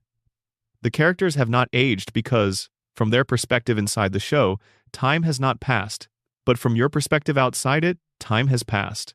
You are older than you were the first time you watched. The world has changed around you. The couch you sit on now is not the couch you sat on the first time. The people who might have been watching with you then may not be in your life the same way now. And Springfield is the same. The contrast is its own form of comfort. Not because being unchanged is better than changing. Change is how growth happens, and growth is valuable, and you would not trade the years you have lived for a return to the person you were when you first watched. But there is something in having a reference point that holds still while you move. A fixed point in the landscape that you can locate yourself against. This is what hometown means for people who have one they love. Not that the hometown is better than where they live now, not that returning is something they want to do permanently, but that it is there, that it holds the shape of the past, that they can go back and find it still recognizable, still itself, still containing something that connects to the part of them that was formed there. Springfield is a hometown in this sense for an enormous number of people who have never lived anywhere near it, who grew up in real towns and real cities and real places with real addresses, and yet who have spent enough time inside Springfield's world that it functions, emotionally, as a place they are from. This is the show's most mysterious achievement, that a fictional town, rendered in 2 dimensions, populated by yellow four-fingered people, powered by a leaking nuclear plant, governed by a mayor who is a parody of political accommodation, located nowhere specifically, can nevertheless feel like home. Not like somewhere you want to live, like somewhere that holds you in its landscape, that recognizes you when you come back, that was there before you arrived and will be there after you leave, and will be the same, more or less, whenever you return. That is Springfield. That is the loop. That is why we stay as long as we stay and come back as quickly as we come back. Because home is not the place where everything is right. Home is the place where your particular wrongness is familiar, where the specific chaos of your life has a context that can hold it. Homer's chaos is held by Evergreen Terrace, by Springfield, by Marge's patience and the kids' specific forms of disorder, and the house that is never quite clean and always somehow sufficient. Your chaos is held by wherever you return to. And for a significant portion of the people watching this tonight, one of those places is Springfield, which is nowhere and everywhere and exactly where you need it to be, which is still running, which will still be there. When you need to come back, you can always come back. Springfield is always there. The plant is still running. Burns has made it through another week. The treatments are scheduled. Smithers has confirmed the appointments. The cooling towers are sealed with whatever is holding them together, and the plutonium is where it has always been, and the water is the same water it has always been, and the fish in the river near the plant has 3 eyes and has always had 3 eyes and will have 3 eyes tomorrow, and next week, and next year. The institutions that should address this have found their accommodations. The mayor has his priorities. The police have their cases. The doctors have their patients and their baselines and their understanding of what normal looks like in Springfield, which is its own kind of normal, which is the normal that the plant built over 30 years of continuous operation. Homer will go to work tomorrow. He will sit at his console. He will do what Homer does. And the plant will run. And the lights in Springfield will stay on. And the loop will float. And the family will be on the couch. And Maggie will watch. And Bart will skate. And Lisa will play. And Marge will hold the whole thing together with the specific invisible strength of someone who decided a long time ago that this was worth holding together. And Homer will come home. He always comes home. That is the one thing the show has never broken. Whatever else happens, whatever theory is true, whatever the water contains or the air carries or the basement hides, Homer comes home. Every episode. Without exception. Because home is the thing he is most afraid of losing. Because home is the thing the dream is protecting. Because home is the only heaven that a man like Homer Simpson would think to ask for. And the show gives it to him, over and over, 1,000 times. And we watch him receive it and we feel something we cannot quite name, because it is too specific and too personal and too close to something we carry ourselves. The need to come home. The fear that home might not be there. The relief when it is. That relief, felt 1,000 times across 36 years of episodes, is the show's deepest gift. Not the jokes, not the mysteries, Not the theories or the predictions or the portrait of American dysfunction or the careful depiction of institutional capture. The relief, Homer coming through the door, the house still standing, the family still there, the couch still warm. That relief is why we watch. That relief is why we come back. That relief is why Springfield will never end. Not while we need it. Not while the coming home still means something. Not while the loop still carries us. Springfield is still here. It will be here when you open your eyes. That has always been the whole point. Good night. Springfield will be here when you wake up.